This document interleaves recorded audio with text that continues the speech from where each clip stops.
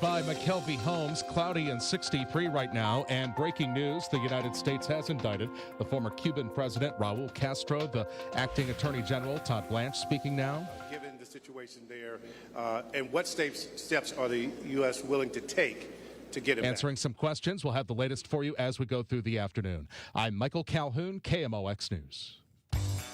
McKelvey Homes is breaking ground on something new in O'Fallon, Strawberry Farms. When McKelvey builds something, they do it right. Visit McKelvey Homes to schedule a tour at Strawberry Farms in O'Fallon. Visit McKelveyHomes.com today and move up to McKelvey. The Dave Glover Show is sponsored by the Michaels Flooring Outlet, the flooring experts. IGotFloored.com.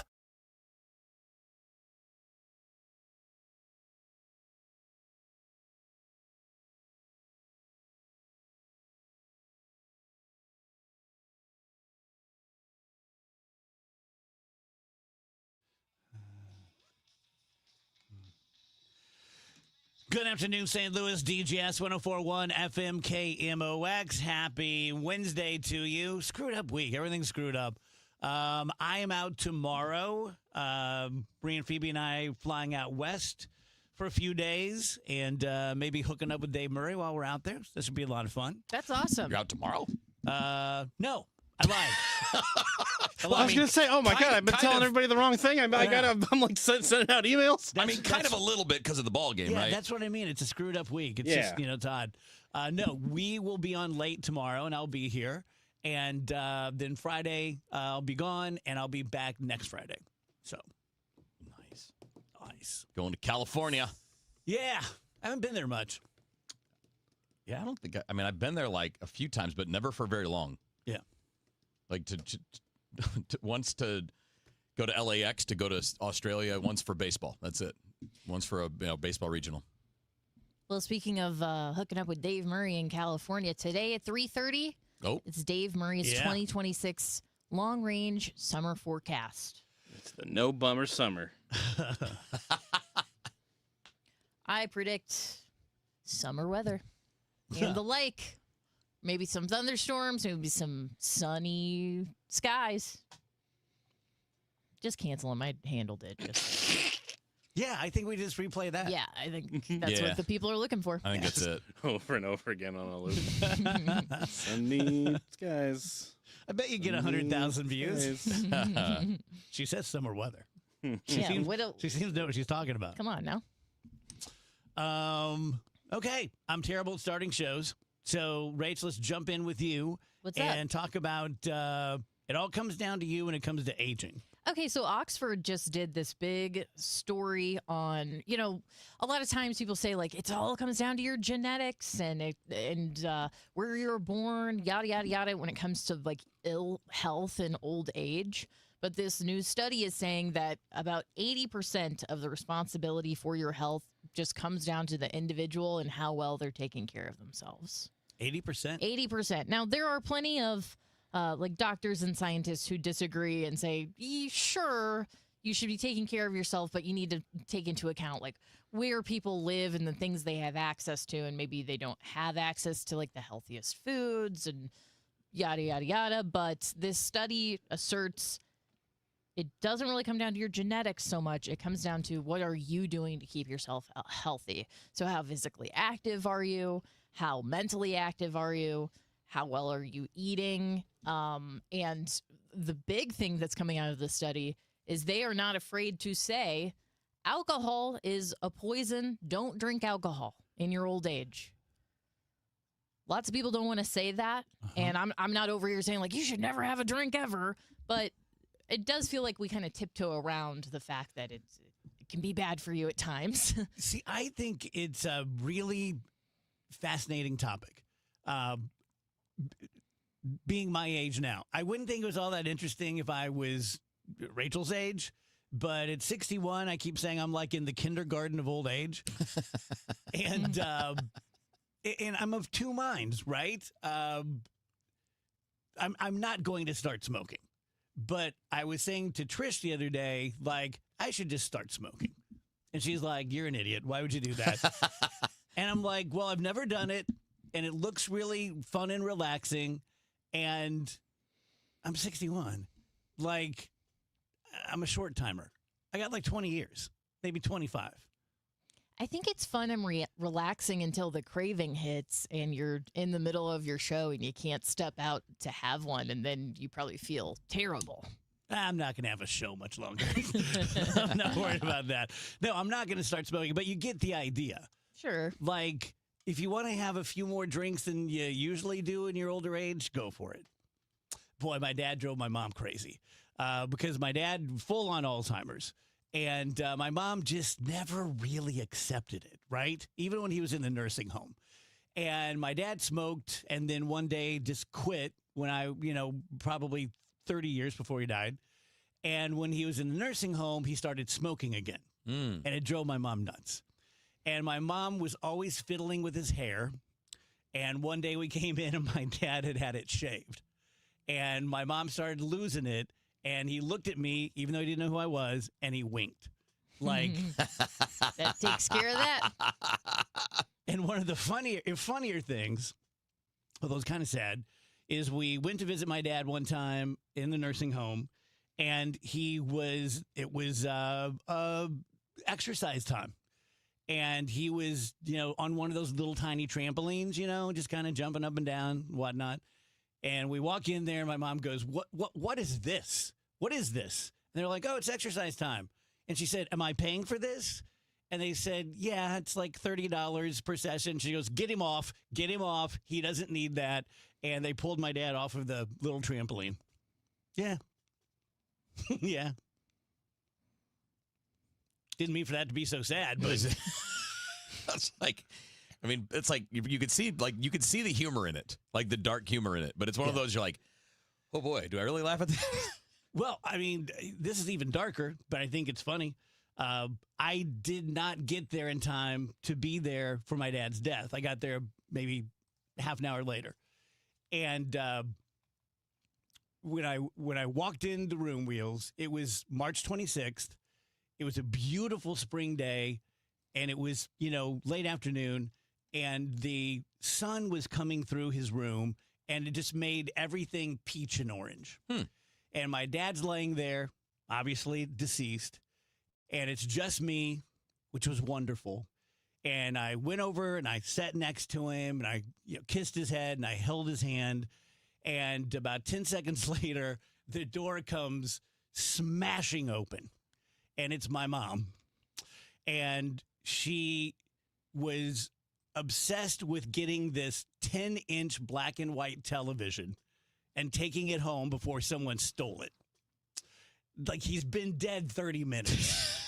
And I'm in there having this moment of serenity with my father, and she busts in because someone's going to steal that $12 television. And I looked at him and I said, you made it out, brother. That's exactly what happened. That's funnier. That's exactly what happened.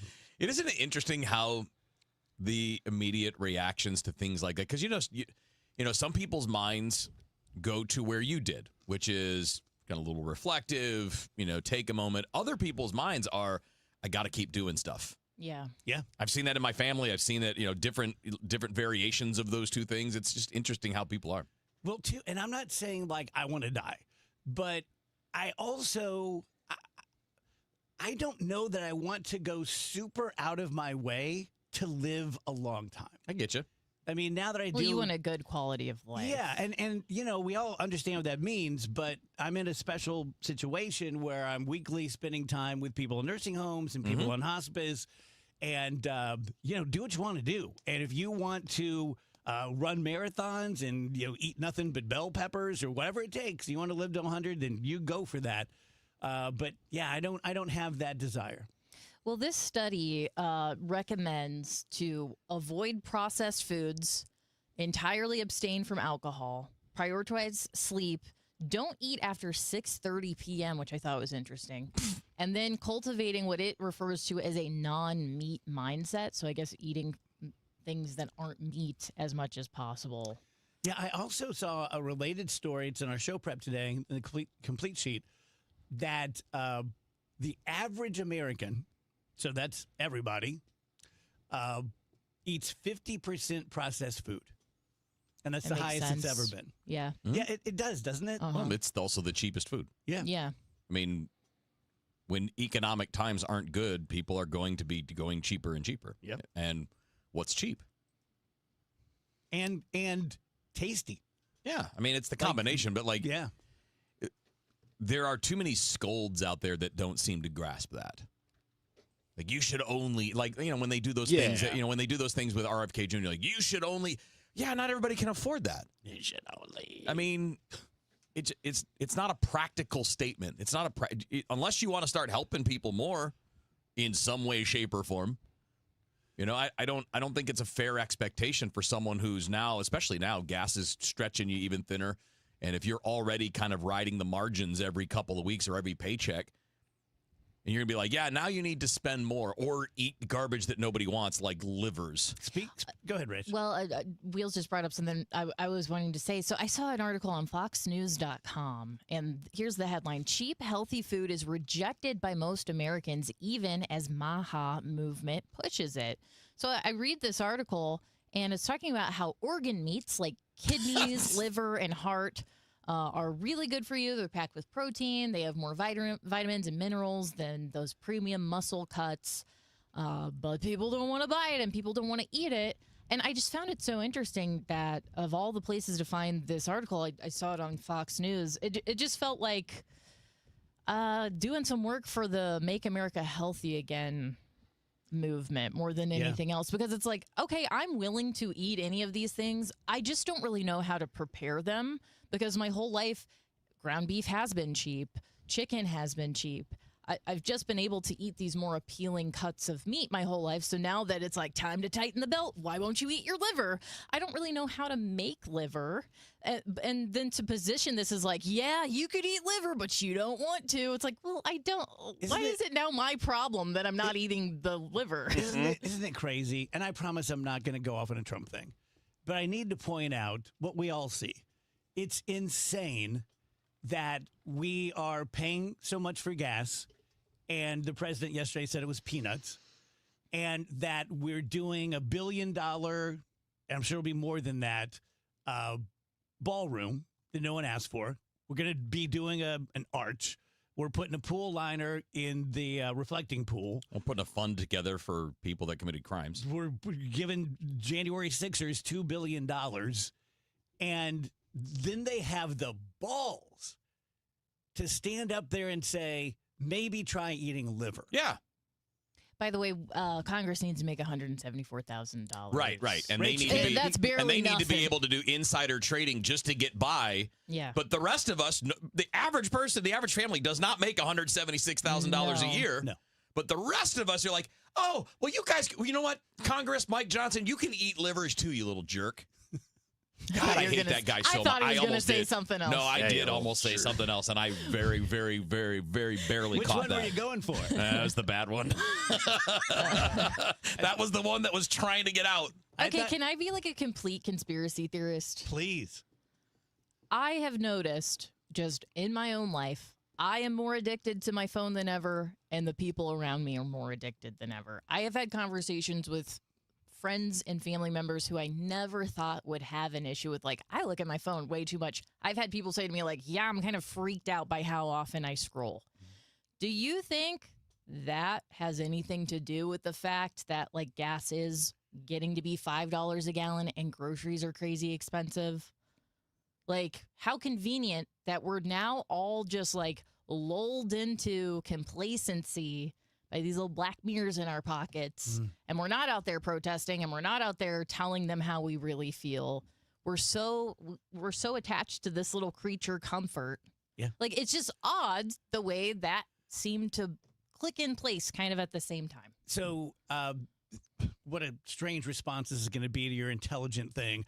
But anyone who watched Star Trek The Next Generation with Picard, I remember one episode that really got to me, and this is back in the 90s, and it was a little game that you would play where you had a little circle in your visor, and you'd put a ball through it, and the whole crew got so obsessed with it that they stopped doing their jobs. Yeah. And I think it was like alien tech sent there to make that happen.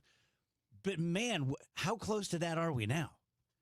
Like, even in that episode, I don't think they played their game as much as we look at our phones. Mm-hmm. And you're right, Rach. Whether it's intentional or it's just a happy accident for them, it certainly works out. Yeah, and I'm not saying like the Trump administration manufactured, all these tech corporations. I'm just saying because I saw a video, ironically, a video earlier today of this girl being like, gas is so expensive, groceries are so expensive. Why aren't we out there marching in the streets? And I thought to myself, because I'm watching you talk about it on my phone. Mm-hmm. I feel like I'm doing something because you said it, so now I feel a part of it. But really, it's just like, meh, I'll just sit on my couch. I'll see what other people are doing. I'll let the algorithm feed me I guess I like it, right? It's what I consume all the time, so I must like it. But I'm not really making that much of a choice for myself. And it's just kind of scary how we can fall into this type of thing, and it's like it creeped up on us. Well, also, there are just so many things. Crept up, perhaps. There's so many things that I personally can't believe have happened. Like, if you go back to January 6th, they've been playing this on the news a lot, and everyone should go back and watch it. The night of January 6th, remember when Congress got back together and Lindsey Graham was like, I'm so sad to break up with President Trump. Yes, I do remember that. It breaks my heart. I didn't want it to end. And Mitch McConnell and Kevin, what's his face, and McCarthy. The president, has responsibility in this, and this is not the way to blah blah blah. And you fast forward 6 years, and now they're all pardoned, and they're all going to share in $2 billion. I would have literally never believed you if you said that was going to happen. How could that happen? It's nuts. We live in a nuts world. Whether you're a total MAGA and you couldn't be happier, or you hate MAGA and you think they're ruining the country and ruining the world, we're all living in a crazy time. I'm just going to unzip my thing farther. Don't say it like that. Just give everyone a little bit of a show. What do I got, Rach? Michael's bads. Oh, that's easy. Andrew, you do this one. Well, you know what? I'm not legally allowed to. That's true. I'm starting to say something, and I'm like, you know what? I should. We'd both get in trouble. Mustn't. So Mike is just like the very epitome, pinnacle example of a local guy who's good with his hands, who likes being a craftsman, spent 30 years in the construction business, 10 years ago started doing bathrooms, really loved it. A lot of bang for the buck. People are really happy with it. Fairly easy to do for someone who has skills, not me. And Mike put together about 10 crews and trained them himself. They're a small company. They're very agile. They can react.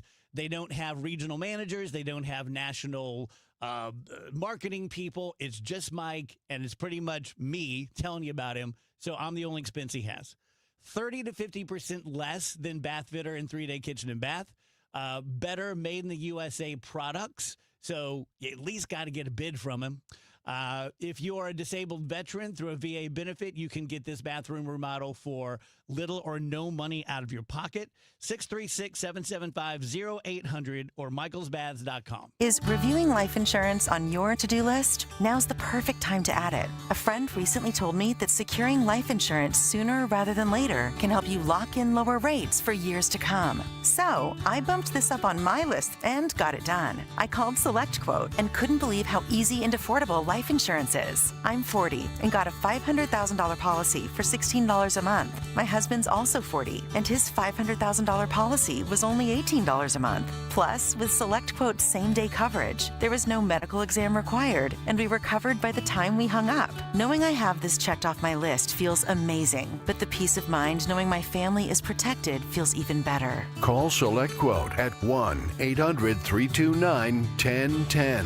That's 1-800-329-1010. Or go to SelectQuote.com to get your free quote today. That's 1-800-329-1010. Details on example rate at SelectQuote.com. A common question I receive is, how is the market right now? It just seems so volatile. Hi, I'm Christina Straight, owner of Straight Realty. If you want to buy or sell but feel overwhelmed by the whiplash of the market, then let's talk. With over 23 years as a broker, I have the exact experience you need to help you navigate this tricky market. Call me at 314 314-441-4444. 314-441-all-4s. And remember, why pay more than two? Commissions are not regulated and are negotiable. Straight Realty is a licensed broker in the state of Missouri. Mizzou football will be here before you know it. Join us for the 100th anniversary of Memorial Stadium with season tickets. Join the season ticket waitlist at mutigers.com/FB waitlist and get ready to lock in tickets for 2026. The home schedule is highlighted by games against Florida, Texas A&M, Texas, Kentucky, and Oklahoma. Don't wait to reserve your spot. Join the waitlist at mutigers.com/FB waitlist.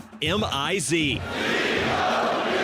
With summer here and the kids home full-time, your garage door will see a lot more use. Do it a favor with annual maintenance from Overhead Door Company of St. Louis. The 26-point tune-up is one price for up to 3 garage doors and openers. Get them all done. Trusted in St. Louis for 100 years. Always look for the genuine, the original red ribbon of Overhead Door Company of St. Louis. Since 1926, they're never going to steer you wrong. Schedule online at overheaddoorsstlouis.com. 100 years of service and still at your service. KMOX.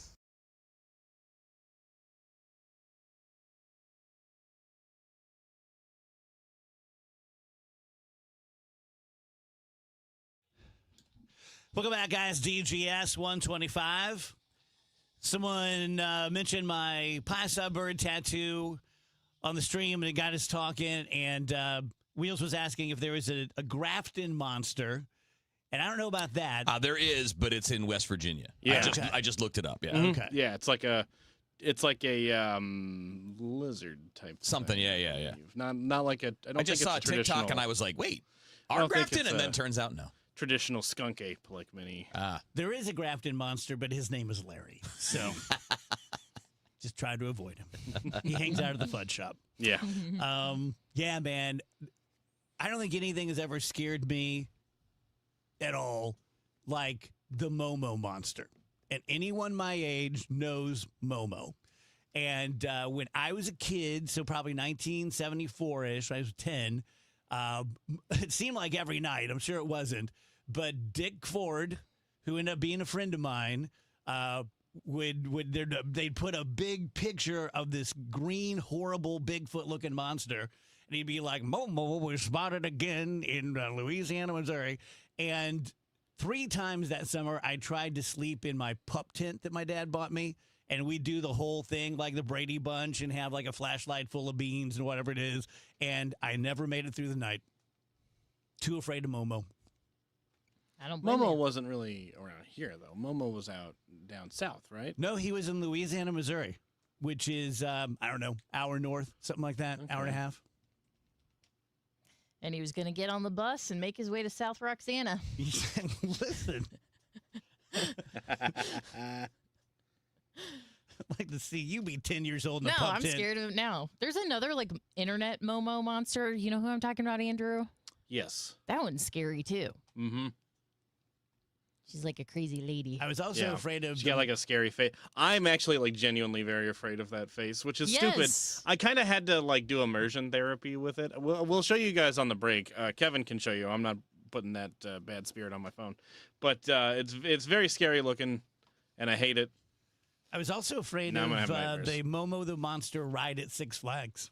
There was a Momo the Monster ride at Six It Flags? was like the classic octopus looking thing. What? You know, like the bunch of cars spinning around on itself. Like the teacups? Yeah, but up in the air. It shouldn't be that hard. They're all over the place. I don't know. I don't ride a lot of rides.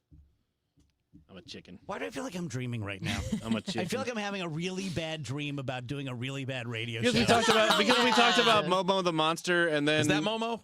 We started talking about the lady face. Is that what it is? Yeah. Okay. She's creepy. Scary. Is she a ghost?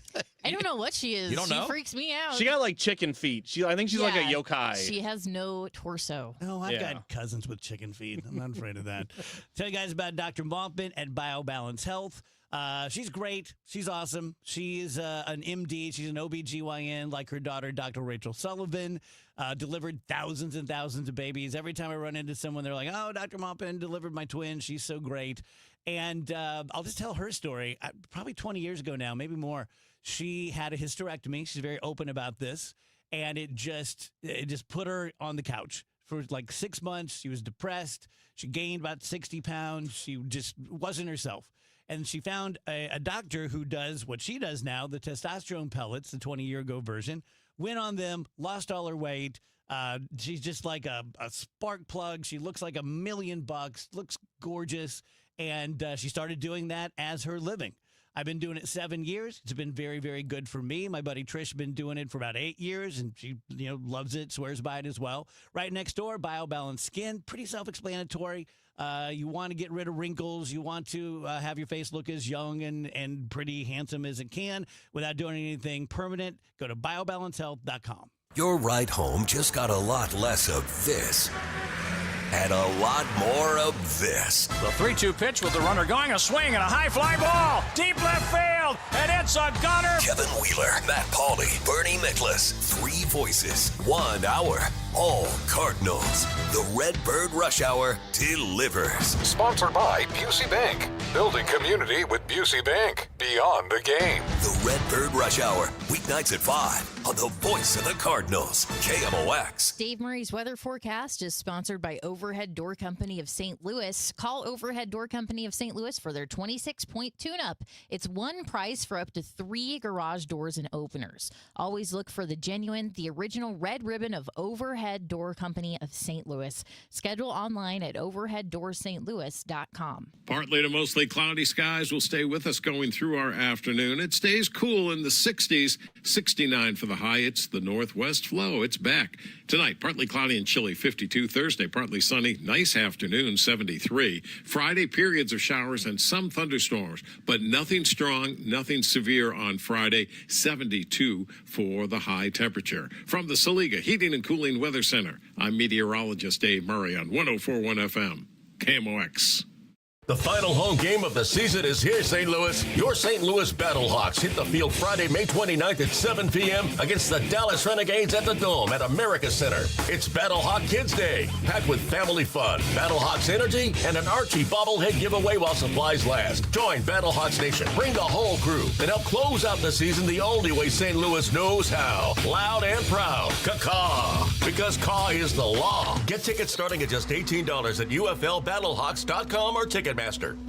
Let's talk about Air Medical memberships. In an emergency, you don't choose who transports you. Dispatch sends the closest, most appropriate aircraft. Here's what matters: speed, skill, advanced care. Like critical care crews trained for the toughest moments. Like onboard blood that can make the difference between life and death. Arch Air Medical Service delivers life-saving air medical care across Effingham and surrounding communities. When you call for help, we bring hospital-level care to you. Plus, we're part of Air Methods, the nation's largest air medical provider.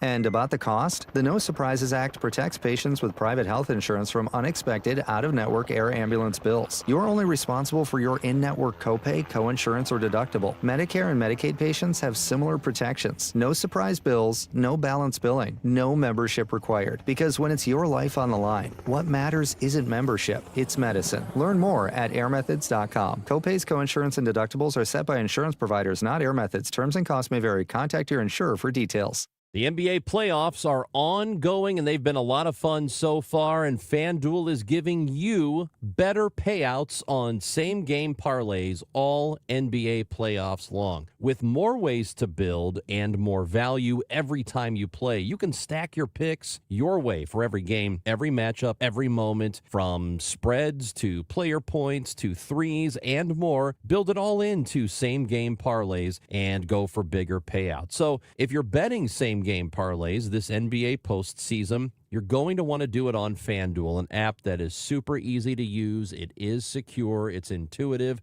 I've been using it for a long time and really enjoy it. More options, better payouts, all NBA playoffs long. Head to FanDuel.com/Missouri to get started. FanDuel, an official partner of the NBA. Play your game. FanDuel.com/Missouri. Must be 21 or over and present in Missouri. Gambling problem? Call 1-800-GAMBLER. It's 1:33. This time check sponsored by Paramount Men's Medical Center. Today, the Cards, the Pirates. Ameren Total Access 550.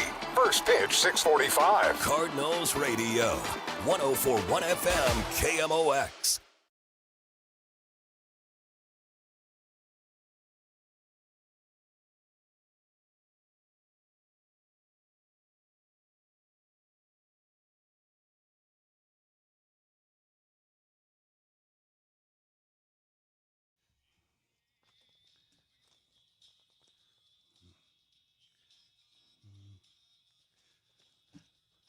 Welcome back, DGS 134. Happy Wednesday. So we all get that any given day could be our last day, right? Yes. Did you see the story about the woman who fell through the manhole cover? I did. Have you seen this, Rach? No. Oh my Okay. God, it's crazy. Wait, was she getting out of her car? Yes.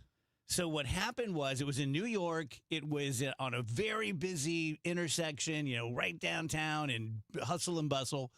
And they think what happened was about 10 minutes before this lady got out of her car, a big truck went over the manhole cover and dislodged it. Yeah. And so her car pulls up, she gets out, and she steps on it, and it just goes whoop, and she just disappeared. Yeah. And the main guy who witnessed it ran over there, and she was yelling, "I'm dying! I'm dying!" The first responders tried to save her; they couldn't. She was just getting out of her damn car, and wild. then boom, just done. That's nuts. Yeah. And I think what I read was it was a 10-foot fall, which is she must have hit her head or something. Yeah. Because it's really hard. I mean, that's not that far of a fall, but if you're, and who knows, there may have been sharp objects. I mean, I don't want to get too deep into that, but I mean, that's crazy. Just all of it's crazy. Yeah.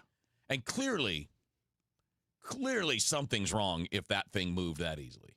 Mm-hmm. Something's not in place correctly, doesn't fit correctly, was left loose somehow. Something's not right. Right. Because you're supposed to be able to drive over those. That's exactly what they're for. Right. Yeah, exactly what they're for. Yeah.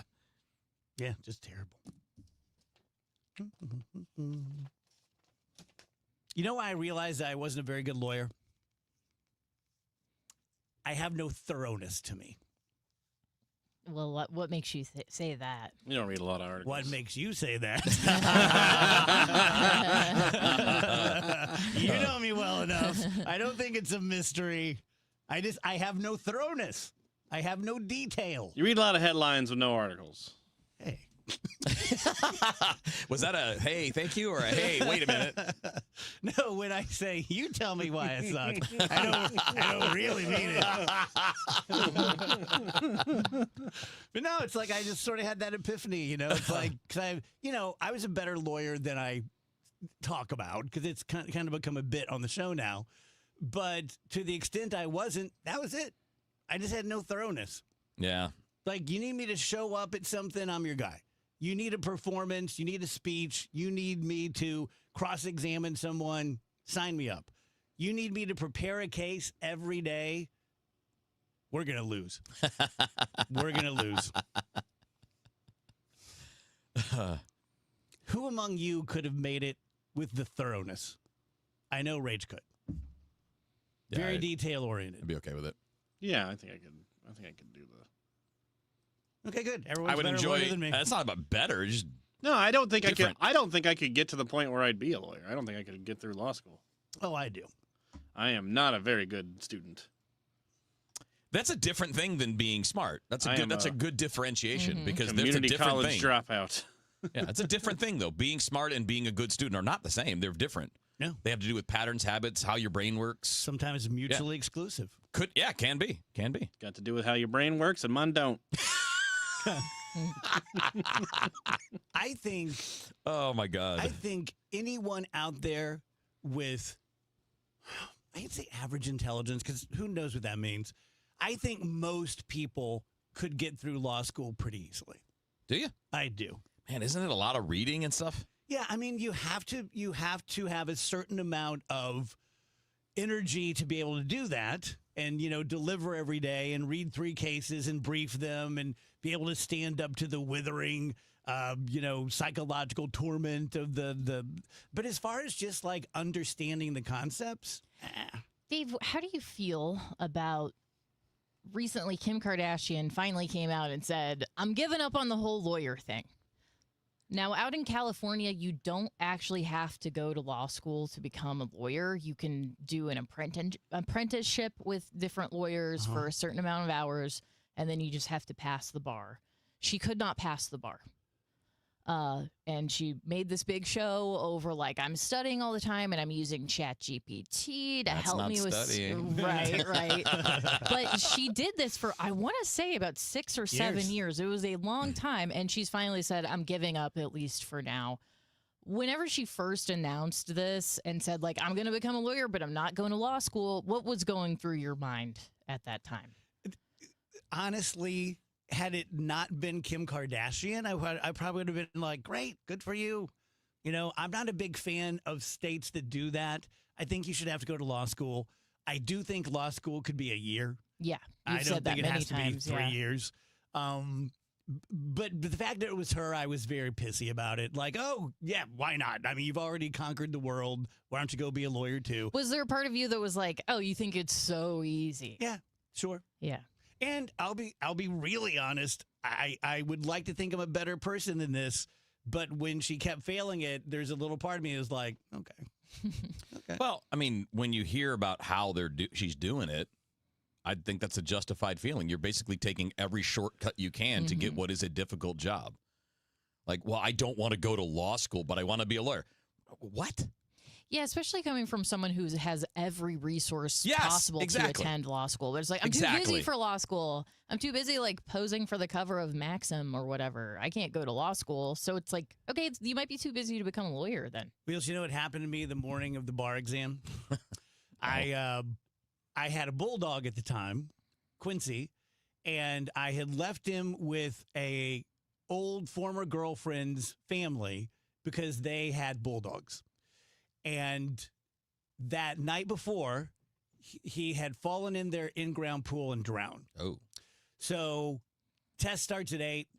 I get a call at 7:45, and they're beside themselves emotional, but they're angry at me because in the 2 days they had him, they became emotionally, attached.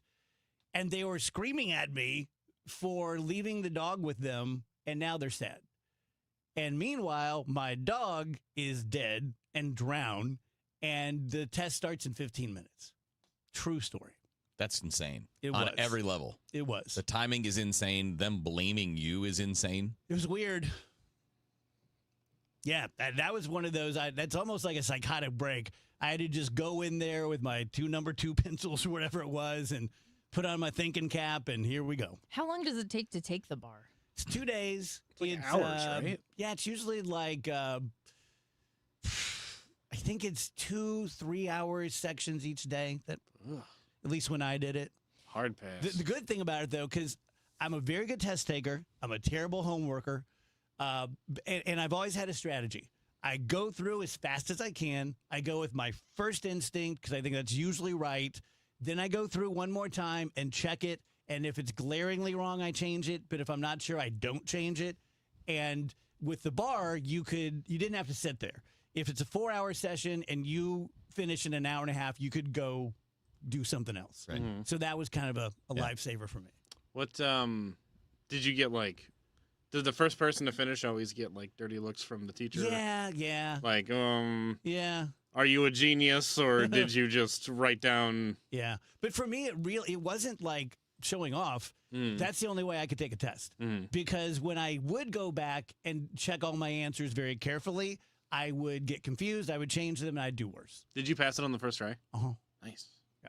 Yep. I that was similar to the way I took tests too, because I would I just go through the whole thing and everything I knew, done. I thought Kevin was going to reveal anything he needed also thinking took was going to be saved for the end, and then I would budget all the time for the hard things. Yep. Yeah.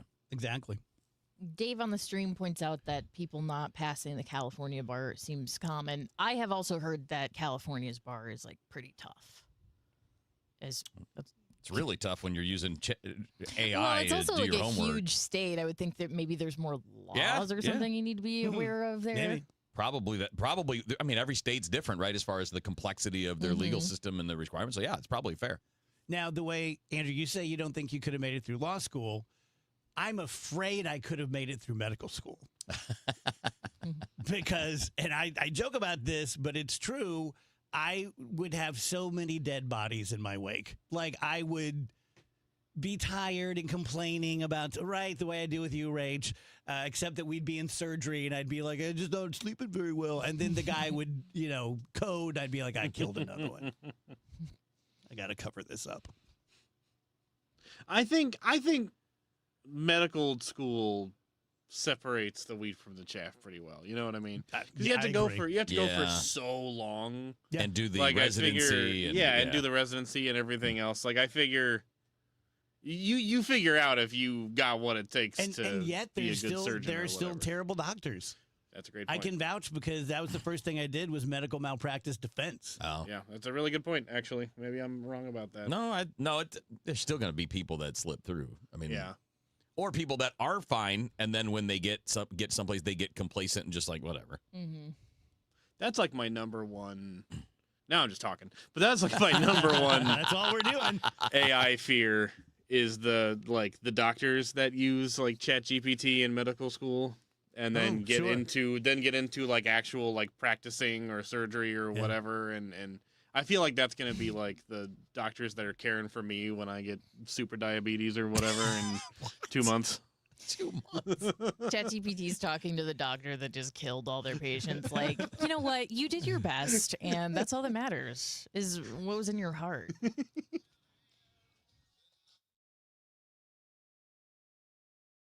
Many of you know that my inspiration for becoming an accident attorney was my brother Tim, who was rendered a quadriplegic at age 18. I didn't know what a personal injury lawyer was or what they did, but I soon did.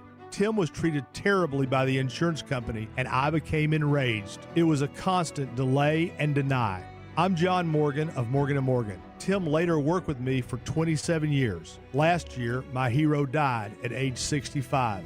You can see my eulogy for him by visiting mybrothertim.com. He was one hell of a man. Because of Tim, together we built the largest injury firm in the world, and our clients are treated the way I would want my family to be treated. At Morgan & Morgan, nobody is a nobody and everybody is a somebody. If you need our help, visit forthepeople.com on your phone or computer. See you soon, Tim. Morgan & Morgan, forthepeople.com. Injured? Dial pound law or visit forthepeople.com for an office near you. Feel the rhythm and turn it up, St. Louis. Legendary rock icons Santana and the Doobie Brothers are bringing the heat to Hollywood Casino Amphitheater June 20th for the Oneness Tour 2026. From Black Magic Woman to Listen to the Music, this is the concert event fans don't want to miss. It'll be a summer night soon not forgotten. Santana, the Doobie Brothers. Tickets available at Ticketmaster.com. For more info, go to KMOX.com/events. Whoopah! The most mouthwatering event of the year is back. Join us this Memorial Day weekend for the St. Louis County Greek Fest at Assumption Greek Orthodox Church. Enjoy authentic Greek food, lively music, dancing, and church tours. Credit cards only. Visit STLGreekFest.com for full details. You know that Big Bargain detergent jug is 80% water, right? It doesn't clean as well. 80% water? I thought I was getting a better deal because it's so big. If you want a better clean, Tide Pods are only 12% water. The rest is pure, concentrated cleaning ingredients. Oh, let me make an announcement. Attention shoppers, if you want a real deal, try Tide Pods.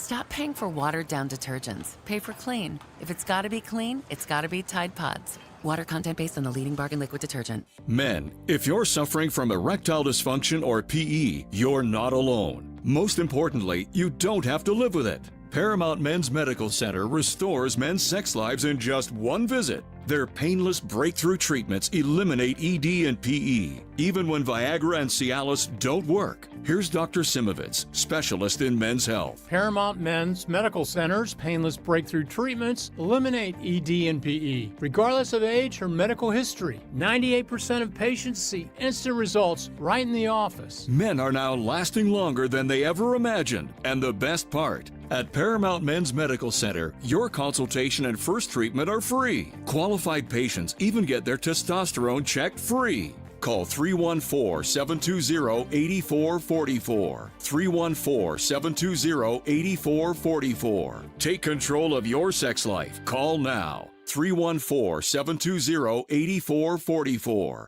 This is Congressman Bob Onder. Americans demanded border security, and House Republicans delivered. According to the Department of Homeland Security, for 10 consecutive months, U.S. Customs and Border Protection has reported 0 illegal aliens released at the border. I'm proud to have worked with the Trump administration to secure our southern border and uphold our immigration laws, and will keep fighting to advance strong policies that protect Missourians and keep America safe. Paid for by official funds authorized by the House of Representatives.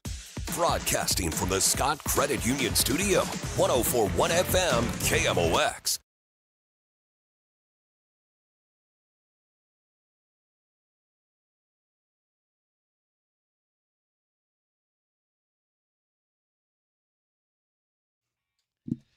Welcome back, DGS on KMOX. A few minutes shy of 2 p.m. David Scruggs says, hey, Dave, have you ever been diagnosed with ADHD? Oh, often. Yeah, dude, I've been diagnosed with pretty much everything to the point that, gosh, how do I say this? I don't want to crap on the psychiatric community. I do think that we are overdiagnosed. I do think that things like ADHD and OCD can be like colors on a palette that you just kind of mix up, and we all have different things like that. I know for sure the OCD thing because I had it really bad. I was medicated as a little kid, and I had so many tics. It's like a Jewish polka, man. I was just like constantly, biting my lapel on my shirt and smacking my ears and shaking my head and making facial grimaces. You guys ever have anything like that when you're a kid?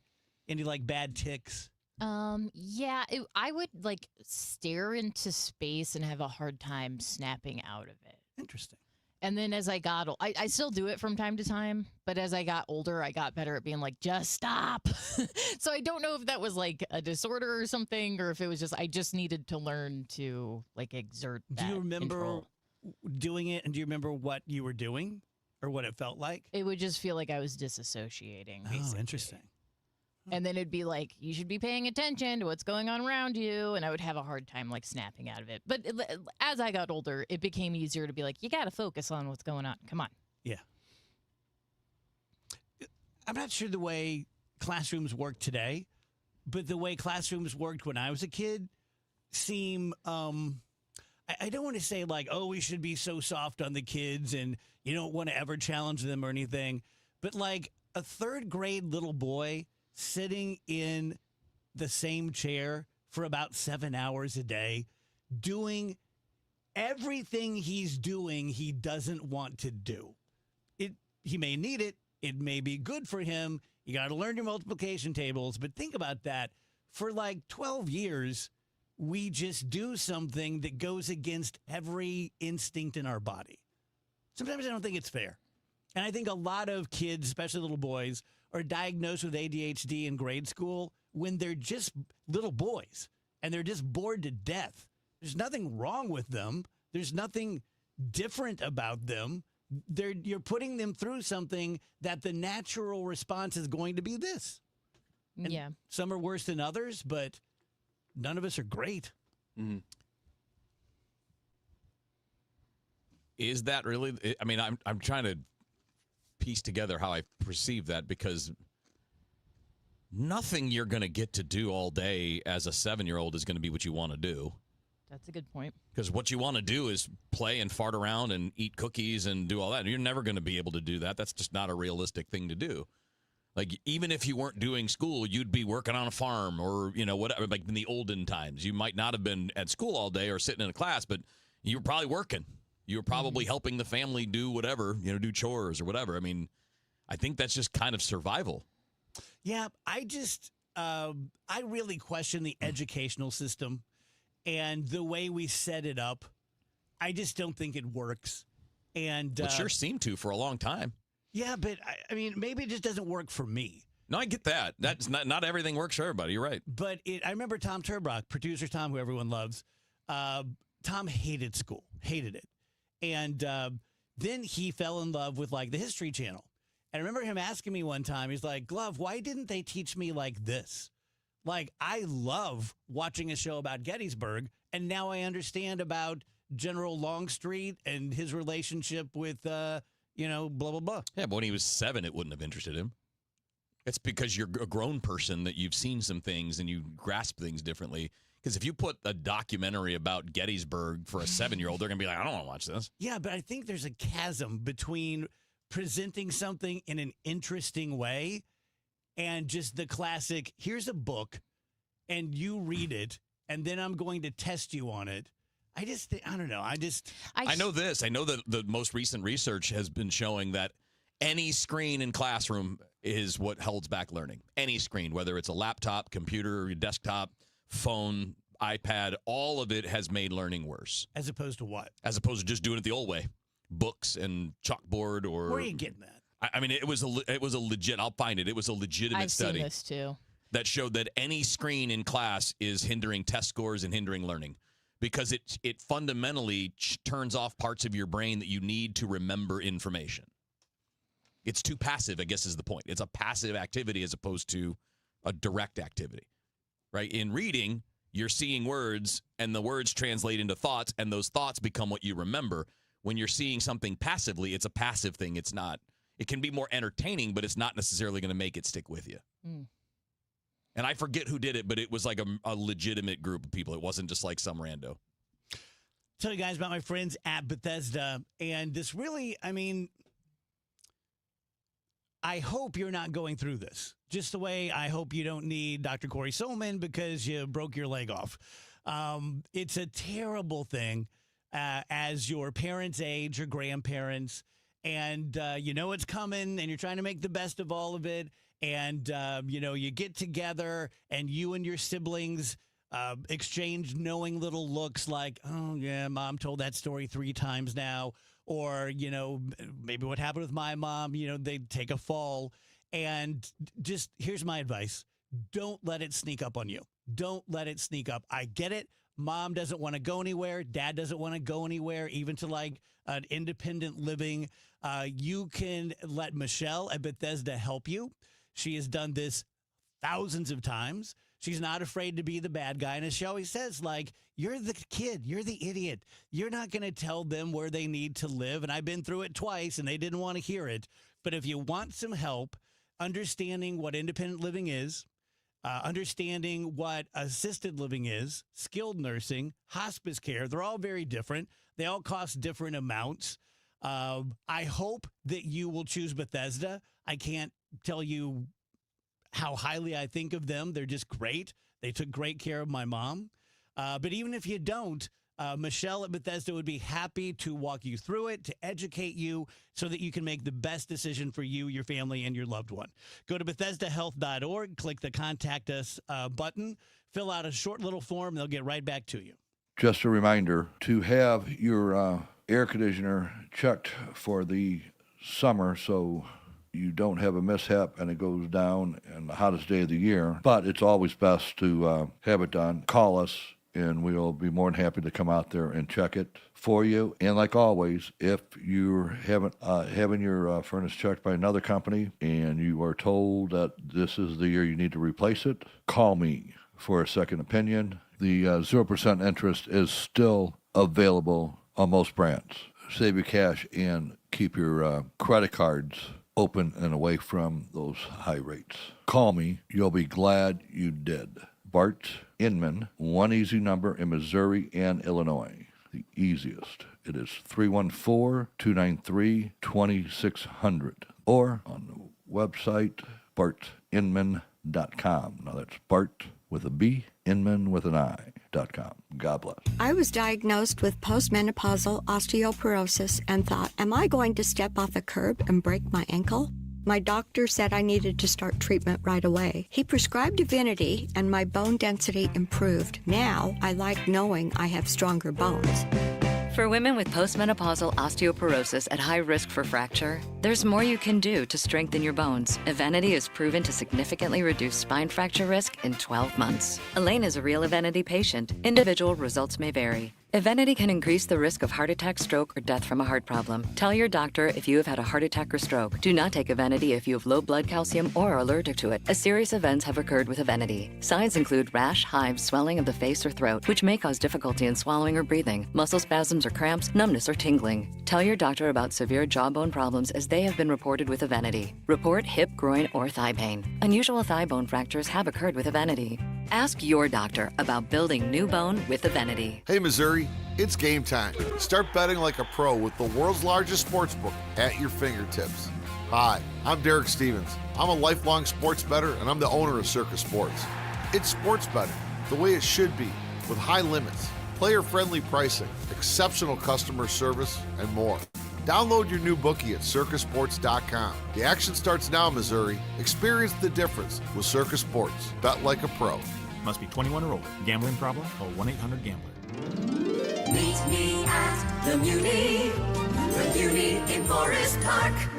Muni tickets for 2026 are on sale now, featuring Hairspray, Shrek the Musical, South Pacific, Disney's Newsies, Ain't Too Proud, The Life and Times of the Temptations, Meet Me in St. Louis, and Something Rotten. Choose your seats now at muni.org. Meet me at the Muni in Forest Park.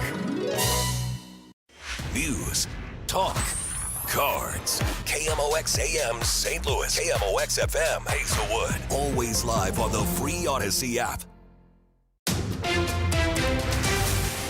At 2 o'clock, it's a cloudy sky. Right now, 64 degrees downtown at the Arch. As Route 66 celebrates its 100th anniversary, many Americans had planned to take a road trip. But Patrick DeHaan with Gas Buddy says as gas prices continue to rise, those numbers go down. 69% of Americans hit the road last summer. That was one of the highest numbers we've ever recorded. But that dropped to 56% this year amidst gas prices that have surged across the country. The national average now $1.48 a gallon higher than where it was a year ago. DeHaan says their survey shows 83% of Americans are using apps to find the lowest prices and willing to drive a few miles out of their way to get it. According to AAA, the average for a gallon of regular unleaded in the St. Louis City zone is $4.34. In St. Charles County, it's $4.21. CBS News Brief. The Justice Department announces the indictment of former Cuban leader Raul Castro and other top officials in the deadly 1996 downing of humanitarian planes. Acting Attorney General Todd Blanche. Nations and their leaders cannot be permitted to target Americans, kill them, and not face accountability. Officers who defended the Capitol from rioters in 2021 sue to block payouts from a $1.8 billion anti-weaponization fund. CBS's Jake Rosen. 2 police officers here in the district who were injured by those rioters on January 6th and who have faced the consequences over the last 5+ years of that believe that they have the first case. As a rare type of Ebola spreads quickly in Congo, World Health Organization Chief Tedros Ghebreyesus assures the public. WHO assesses the risk of the epidemic as the high at the national and regional levels and low at the global level. CBS News Brief, I'm Jennifer Kuiper. The law requires all jails provide medical care to detainees, so why could St. Louis County stop next month? County Health Director Dr. Kanika Cunningham says an error made by the county council when slashing the budget left them nearly $3 million short of the funds to pay the jail's health care provider. She says after June, they will no longer be able to pay the contract and medical staff will no longer be there. Cunningham says if a detainee were to go without medical care, a lawsuit could follow. We will experience individuals either dying or not getting access to timely treatment to control hypertension, diabetes, or whatever chronic care condition. Cunningham says a bill to allocate the needed funds has been awaiting a final vote from the county council for weeks. Shaw Malone, KMOX News. KMOX has reached out to multiple members of the county council asking for a response. We have not yet heard back. The TSA quietly changes its policy concerning marijuana. Here's Mike Krauser. The update is on the TSA's What Can I Bring page online. Under medical marijuana, it says yes for carry-on bags and checked bags. It says nothing about recreational marijuana. The new guidance is followed by this. TSA's screening procedures are focused on security and are designed to detect potential threats to aviation and passengers. Accordingly, TSA security officers do not search for illegal drugs. It goes on to say if any illegal substance or evidence of criminal activity is discovered during security screening, TSA will refer the matter to a law enforcement officer. From the business desk, Missouri's Attorney General is going after a major Bitcoin ATM operator, calling the kiosks the new getaway cars for fraud. Catherine Hanaway filed suit against CoinFlip, which runs more than 140 of the machines in Missouri gas stations, convenience stores, and vape shops. The Dow from Stiefel up 631 points to 49,995.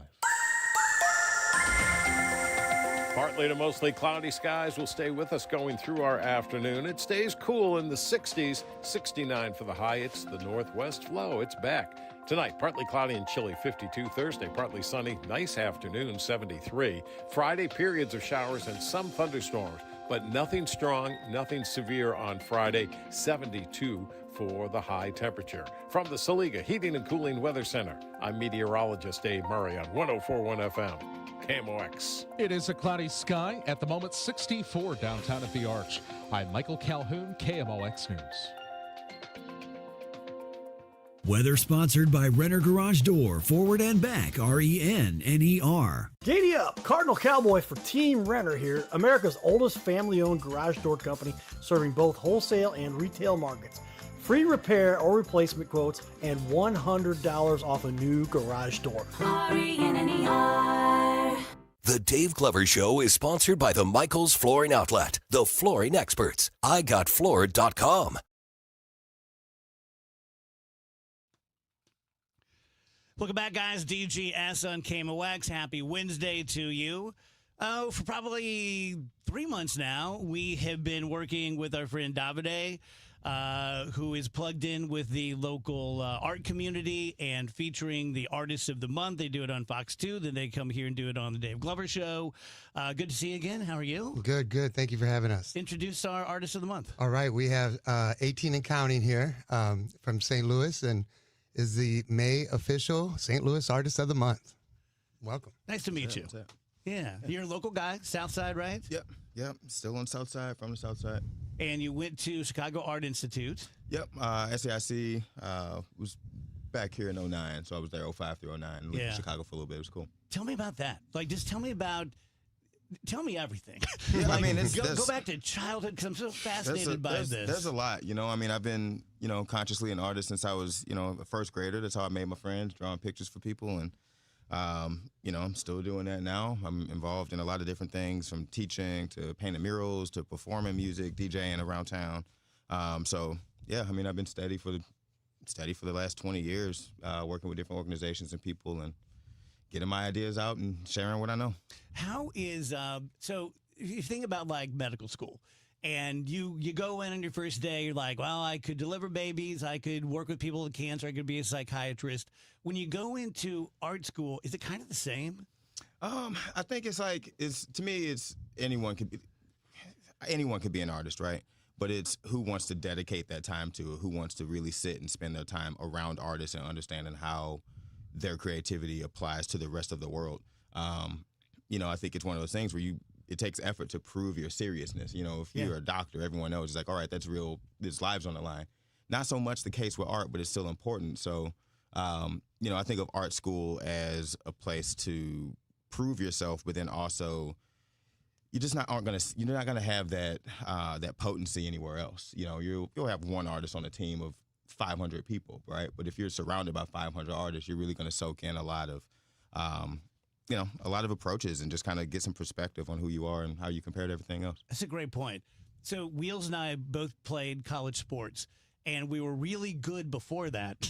And when we got to college, we looked around and went, oh, crap. Yeah. Was it like that in art school where you looked around and you're like, everyone here is really good? Yeah, I mean, I don't know. I feel like I've got a competitive side to me, but that's just, again, because I'm serious about it. It's not a better than, I don't see it that way. Sometimes if people bring that energy, I'll play ball with that. But otherwise, it's just soaking in the perspectives and seeing what it's all about. So I'm not the type of person that sees myself as not as good as someone, I'm different. What's my angle? Like, what do I actually enjoy versus what they enjoy? And there's room for all of us. You just got to go after it. Yeah. How would you describe the art in front of us? Is this primarily what you're focusing on now? I switch gears, and sometimes I forget how long I've been working on something, but I've been doing these sort of electronic music instrument illustrations and paintings for the last maybe like 4 years. But it really kind of gelled in this last year, namely after I did Paint Lewis and got a lot of feedback on the piece I called Synth City. And it was basically like a collage of St. Louis industrial architecture, modular synthesizers, drum machines, boom boxes, things like that. I just make what feels good to me, and if people are reacting to it, I run with it. I love all of what I'm doing, but I pick up on people's energies well, and it's kind of nice to have, a positive direction or, a challenge, if you want to call it that. But I kind of already knew it was going to be successful based off of the feedback that I've got from the mural I did. So I decided to make a bunch of pieces about it and incorporate more buildings and tell wider stories about the city as a whole. So you're a St. Louis guy. Talk to me about the city of St. Louis through the eyes of an artist.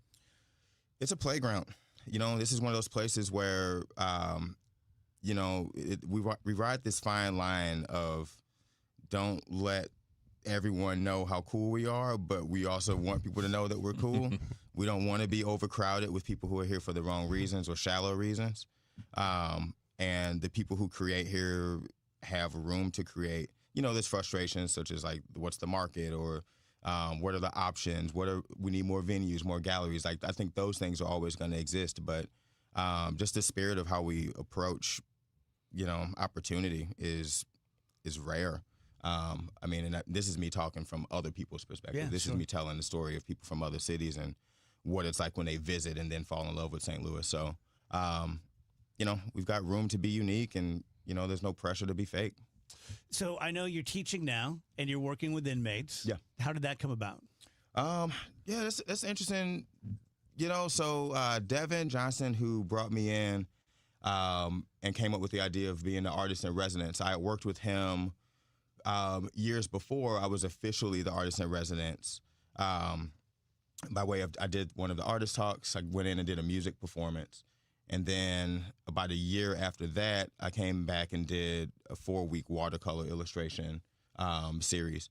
And, everything was working really well and positive feedback, and it was smooth. I was happy with the interactions and the conversation. So he kind of came up with this idea of a position that didn't exist. And, he left it really open-ended, asked what would I do with what we would call an artist in residence. And we kind of planned on it and thought about it, reflected, secured the grant money for it throughout the year. And I decided I would do what I'm doing here, painting murals. There was a lot of feedback from the guys on the inside too, even from stories of other prisons around the country and kind of comparing what other people are doing. And, so it's like, let's do the mural program, paint some of the walls, and then I'll run an open art studio rather than having specific lessons. It's like something a little more open-ended, just to supply, or, just a bunch of supplies and whatever ideas are brought to the room, and just kind of fielding those and supporting those ideas. And I'm sure the reaction is different among, all the different people who take part in it, but were you happy with the enthusiasm they brought? Oh, absolutely. There's so many different perspectives and so many different skill levels and interests, but it's all genuine reactions and genuine excitement and intrigue of wanting to improve, trying to figure out how materials work and what's the best combination and approach to do those. That's where my mind is at all day. So it's easy and natural to kind of talk those sort of things. But on a personal level, it's just really awesome to hear how, these new skills and new opportunities relate to their families, their friends,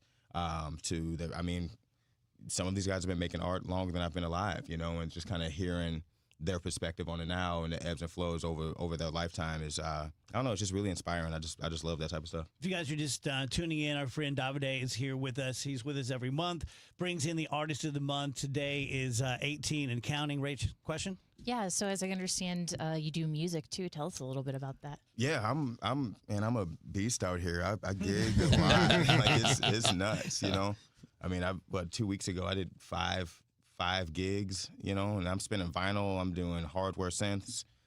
Like, you'll never catch me with a laptop on stage. Like, I'm I'm about it. I just like the tactile, real stuff. I'm covering wide range. We're going trip hop, drum and bass, soul, post punk, funk, dubstep, rap, 80s. Who cares? Like I put it together. I make it work, and you know, I like surprising people. I like presenting a wide range of different ideas and cultures and times in one sort of setting. So, you know, I can do it all. Of course, I've always got my preferences and my strengths and what I specialize in, but I mean, I'm spinning like every week, or I run a synth meetup that's next week called Modular Mob. It's like, you know, open sign ups, kind of like an open mic sort of thing, but it's specific to hardware, electronic music, and, you know, a lot of improvised experimental stuff. And that's been going really well. You know, I'm a couple different DJ residencies that I'm at every month, and then whatever pop-up things show up. You know, earlier you talked about the St. Louis market from an artist perspective, but when you're out, whether you're playing music or you're sharing your art with people, what's the appetite like from the people who are showing up to consume this kind of stuff? Like, how does St. Louis show out for this type of thing? They pay attention. You know, there's people who, like, I'm regularly meeting people who are giving me compliments because they've been watching for however many years, and I may not know them or may not have ever spoken to them, but I get into a lot of, you know, first conversations with folks who are really passionate about what I do and what I share. And it's not just me. There's tons of musicians and artists who are passionate about their work, but it's really cool when you hear from someone who doesn't make music or doesn't make art, how much they love it and how it's inspiring for them, or how it helps give them something else to think about, or how it's different from everything else on the internet. Like, when people are really attentive when they're in the room, and you just, I don't know, I've learned a lot this last year to just be really patient with absolute strangers, because you never know what's going to come out of their mouth. And it's been a lot of really encouraging, positive things coming from people, and I can never predict who or what it's going to be, but I do think people don't need to do that. So if people are going out of their way, it must be really deep for them to express it. What advice would you give, whether the person out there listening is 19 years old or 69 years old, who have a belly fire for this, but they have no experience at it, and maybe they're a little sheepish about being made fun of? Hey, I'm 69 years old. You're going to start painting. What's wrong with you? Like, give them some advice. I mean, there's so much room out there. You know, do it. You know, count your experience as relevant, even if it seems like it's completely different from the art that you might make. I think that happens a lot with me, where I'm like, oh, well, you know, the songs that I write of my own don't sound like the songs that I spin, and that doesn't match my illustration style. Who cares? I mean, there's like different angles, and there's going to be different people. People don't love everything that I play. People don't love everything that I paint, but they might like some other thing that I paint or some other thing that I play. So it's like, you know, like, trust yourself and like really respect your experience, and respect whatever calling you have to do things. And the other thing is, like, the quicker you get it out there, the quicker you can get over, you know, how judgment feels to you. Because that's like a kind of a layer that you have to break through, you know, especially if you're applying for things. And, like, you know, I tell young people all the time who might want to get involved in something that's maybe way over their head, or at least, you know, in comparison to the experience of other artists who are in the same, like, competitive pit, right? It's like, just start that process. Start applying for things. Get used to being turned down, or get used to answering awkward questions, or get used to having to describe yourself and what you're doing as soon as you can, because that's just a completely different approach. What's in you, what you're thinking about, that's natural. But when you start making it public, or asking, or you know, sharing with strangers, that's an awkward stage for everyone. The sooner you can get through it, the better. How do people find your work? I'm getting ready to launch a new website. Well, it's the same, 18andcounting.com. It'll be the same URL, but in about a week or so, there's going to be a huge upgrade on that. My buddy Schnalk has been working on it. We've been working on it for like 3 years. So please check that out later. You can check it out now. My work's on there. There's links to my Instagram. I'm pretty active on there. That's at 18 and counting. But yeah, that website, when it drops, it's you know, it's 20 years of everything I've done in one space without having to scroll through flyers for events. You can filter it by murals. You can filter it by music releases. It really is going to be like the most comprehensive way to see all of the things that I've been up to, and that's going to be really easy. And I've been really anticipating that for a while, but just type in 18 and counting, no spaces. There's plenty of stuff out there. You know what's so cool is that, so I played music through the 80s and 90s, still do, but like I was a part of the scene, like when The Landing was The Landing. Yeah. And before me, there were guys playing Glenn Miller music, and now there's you. Yeah. And someday you'll be my age, there'll be some kid, and you're like, what the hell are you doing? I don't understand. Yeah. But it's I'm ready for it. You know what I mean? It's like Yeah, the I'm ready for it. the through line of St. Louis. Yeah. Of artistic St. Louis, musically, artistically. You go all the way back, and St. Louis has always had great artists. Yeah. I mean, that's a lot of what I've been trying to accomplish with this series and with my Modular Mob event. And it's a wide range of ages that's showing up to that. I mean, we've got 19-year-olds who just started making music or just started showing up publicly. And we've got people 50 plus who have been doing electronic music for 30 years and hardly ever leave the house, but they step out to Modular Mob. And when you've got that range of different musical styles, different instruments, different experiences, different parts of the city, it's cool. The conversations that come in those spaces are awesome. It's different from, I think there's power to having like regulars in a spot too. Like that's a different type of community. But when you've got this random variety, but there's this one common thing, and it's electronic music, and it is sharing personal, often improvised decisions and music. That's, I don't know, it's a little more soulful than I think people tend to think of when it comes to talking about electronic music. Yeah. Especially with how it's blown up over the last decade, and people in EDM and dubstep becoming popular terms for people who don't necessarily know the history of those things. I think it's cool for people to see something that's a little more vulnerable and a little more honestly skeletal when it comes down to how it's made and produced and created. And I want to put that out there because, St. Louis gets celebrated for its blues. We get celebrated for our rock and roll, our hip hop, and we're kind of missing this corner of electronic. And maybe it's because it's new, maybe it's because we're not Detroit or Chicago, but we do have a scene for that, and I want people to know it. Yeah. Come back anytime. Yeah, I'm down. Congrats, man. Yeah, thank you. Thank you.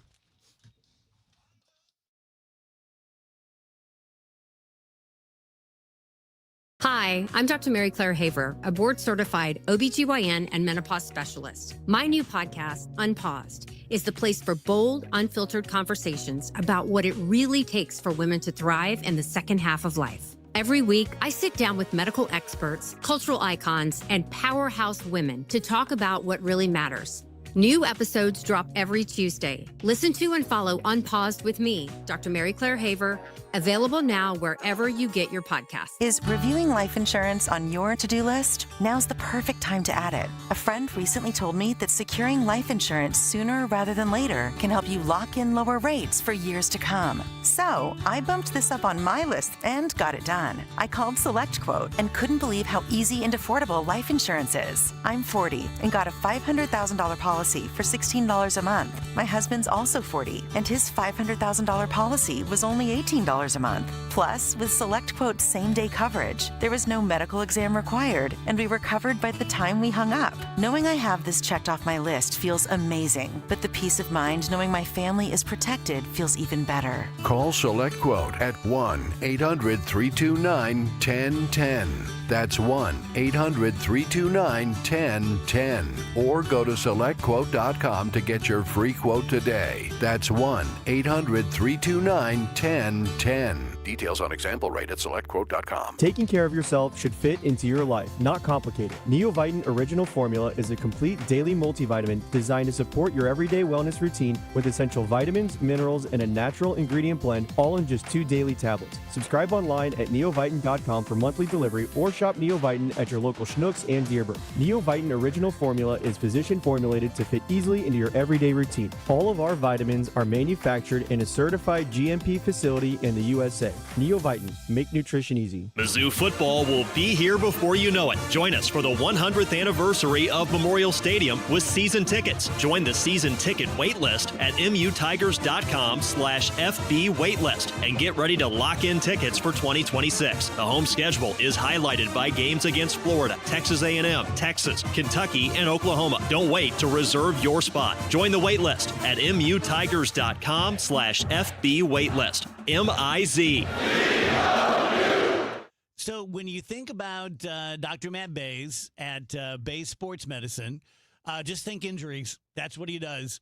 If you get a bad cold or a sinus infection or constipated, you're going to go to your GP.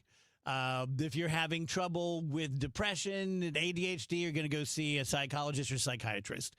If you are injured freshly or you have chronic pain from an old injury, then Dr. Matt Bays is the perfect person to see. He's not a surgeon. He is a medical doctor, of course. He's a sports medicine doctor. He is an expert. I'll just say it. Not well-versed. He's an expert on regenerative medicine, which are the stem cell injections. He has helped thousands of people. People fly from all over the country to see Dr. Matt Bays. Last time I watched him do a procedure, it was on a woman who flew into the Spirit of St. Louis Regional Airport on a private jet from Manhattan at 4 a.m. so that she could see Matt specifically. I'm sure they have pretty good doctors in New York because she's a marathon runner and she's having trouble with her quads, and I watched her get the treatment. It was really fascinating. 636-735-3003 or BaysSportsMed.com. Staples presents That Was Easy. So I was just at Staples. They're having a huge 40th anniversary sale. 40 years. Note to self, send flowers. Up to 50% off. Save on chairs, paper, balloons, and more. Balloons? Yeah, Party City is now at Staples. Surprise! But the anniversary sale is only 2 weeks, so... Quick, celebrate 40 years of savings at Staples with up to 50% off. Shop chairs, paper, break room supplies, and more. 2 weeks only in 523. That was easy. Shop Staples in-store, online, or on the app. Still here, still trusted. The voice of St. Louis, KMOX.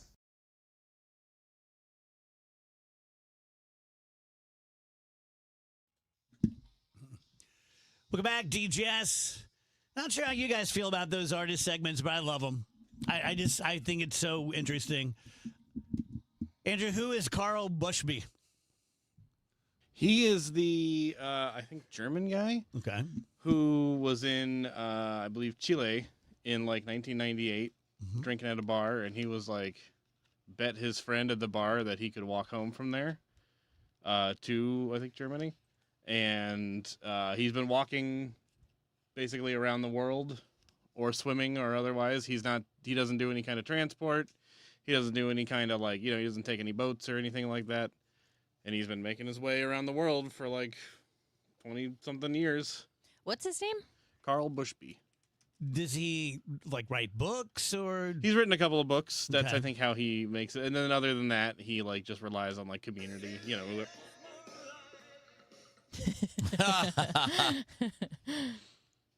I mean, that's neat. No, I saw some people talking about it online the other day because this year I think later this year, he's supposed to wrap it up. He's made it back to Europe, and so now there's like not a lot. He's had lots of visa problems, and I think he's been jailed a couple times for one thing or another in various countries, or detained in one way or another. Gonna happen. And he's had a hard time like making it through certain places for all the various reasons that it would be that you would be just free walking across the world. But I saw a lot of people pointing out as he starts to has a pretty straight shot to his destination now that will just take a few more months. It's like, is this a complete waste of your life? Oh, I don't think so. To spend like your entire life just like vagrantly drifting across the world, or is this like a good, valuable use of 20 years? Man, because you're not getting them back. I never heard of this before, and I just pulled up his Wikipedia page. So he's a former British soldier. So he's a paratrooper. So he's got some skills, I guess, to be able to do some of this stuff. But like this one paragraph really struck me that he was when he was in the service, he married a woman in Northern Ireland where he was stationed. That's who he met. They got divorced in '95, and he has a kid. And according to the Wikipedia page, it says since the beginning of this expedition, he's rarely seen his son, although his son joined him briefly for part of it in 2014. That seems pretty awful. Yeah. Yeah, there's also I didn't even know that part of it. You've got a kid, and you're just like, well, I'm going to trek around the world. Sorry, kid. And I'm over here like, no, it was not a waste. That is the best thing I was thinking he this could is the have been coolest doing. story ever, and then I'm like, oh, man. Yeah, that part's not so great.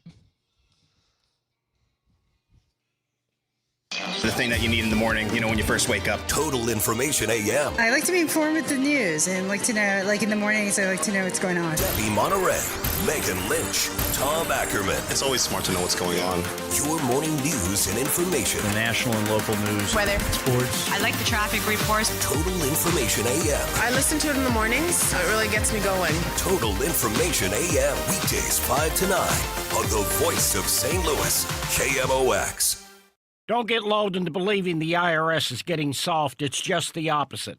Hi, this is Lance Drury with the Lance Drury Law Firm. We are being told by IRS collection officers that their higher-ups are demanding that they get more aggressive than ever. So don't ignore them any longer. Level up. If you have unfiled returns, unpaid taxes, levies, or liens, call me, Lance Drury, today and let me get between you and the IRS. I'll protect your rights. At the Lance Drury Law Firm, our practice is focused 100% on fighting the IRS. Remember, IRS problems are legal problems, and they need to be handled by an expert attorney who's done it for decades. So call the Lance Drury Law Firm today. We're local. Our office is right here in St. Louis. Call 314-260-6120. Visit Lance, DRURYlaw.com to schedule your free consultation with your local tax resolution law firm. The choice of a lawyer is an important decision and should not be based solely upon advertisements. The final home game of the season is here, St. Louis. Your St. Louis Battlehawks hit the field Friday, May 29th at 7 p.m. against the Dallas Renegades at the Dome at America Center. It's Battlehawk Kids Day, packed with family fun, Battlehawks energy, and an Archie bobblehead giveaway while supplies last. Join Battlehawks Nation. Bring the whole crew and help close out the season the only way St. Louis knows how. Loud and proud. Caw-caw. Because caw is the law. Get tickets starting at just $18 at UFLBattlehawks.com or Ticketmaster. Dave Murray's weather forecast is sponsored by Overhead Door Company of St. Louis. Call Overhead Door Company of St. Louis for their 26-point tune-up. It's one price for up to 3 garage doors and openers. Always look for the genuine, the original red ribbon of Overhead Door Company of St. Louis. Schedule online at overheaddoorsstlouis.com. Partly to mostly cloudy skies will stay with us going through our afternoon. It stays cool in the 60s, 69 for the high. It's the northwest flow. It's back. Tonight, partly cloudy and chilly, 52. Thursday, partly sunny, nice afternoon, 73. Friday, periods of showers and some thunderstorms, but nothing strong, nothing severe on Friday, 72 for the high temperature. From the Saliga Heating and Cooling Weather Center, I'm meteorologist Dave Murray on 104.1 FM, KMOX. I'm Bob Burke, founder and chairman of Burke America Parts Group, a family of brands that includes RepairClinic.com, an appliance and HVAC parts solution company that's grown into an international brand. Before AmericanEagle.com, we partially launched a new technology platform developed by another firm. American Eagle helped take our technology to a whole new level with digital marketing, software development, and business insights into our key markets, appliances, HVAC, and outdoor power equipment, and did so both on time and on budget. AmericanEagle.com has the resources, experience, and talent needed to produce solutions. Our new technology platform, developed by AmericanEagle.com, has produced tremendous results with higher traffic, conversion, engagement, and online revenue. If you have any home repairs you need to take care of, check us out at RepairClinic.com. If you need a world-class website or technology project, then I would highly recommend AmericanEagle.com. Call AmericanEagle.com at 773-NETWORK. That's AmericanEagle.com, 773-NETWORK.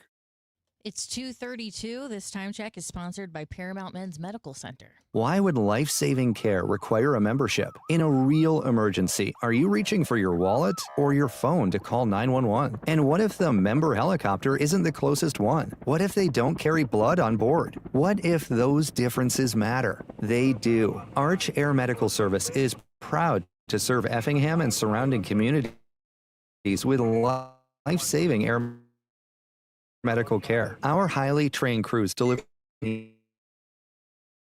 more than a card in your wallet. Plus, we're part of Air Methods, the nation's largest air medical provider. Worried about cost? Here's the truth. The No Surprises Act protects patients with private insurance from unexpected out-of-network air ambulance bills. You'll only pay your in-network copay, coinsurance, or deductible. If you have Medicare or Medicaid, similar protections apply. Providers cannot bill beyond those limits. That means no air medical membership is needed. Learn more at airmethods.com. Copays, coinsurance, and deductibles are set by insurance providers, not Air Methods. Terms and costs may vary. Contact your insurer for for details. Today, the Cards, the Pirates. Ameren Total Access 550. First pitch 645. Cardinals Radio. 104.1 FM KMOX.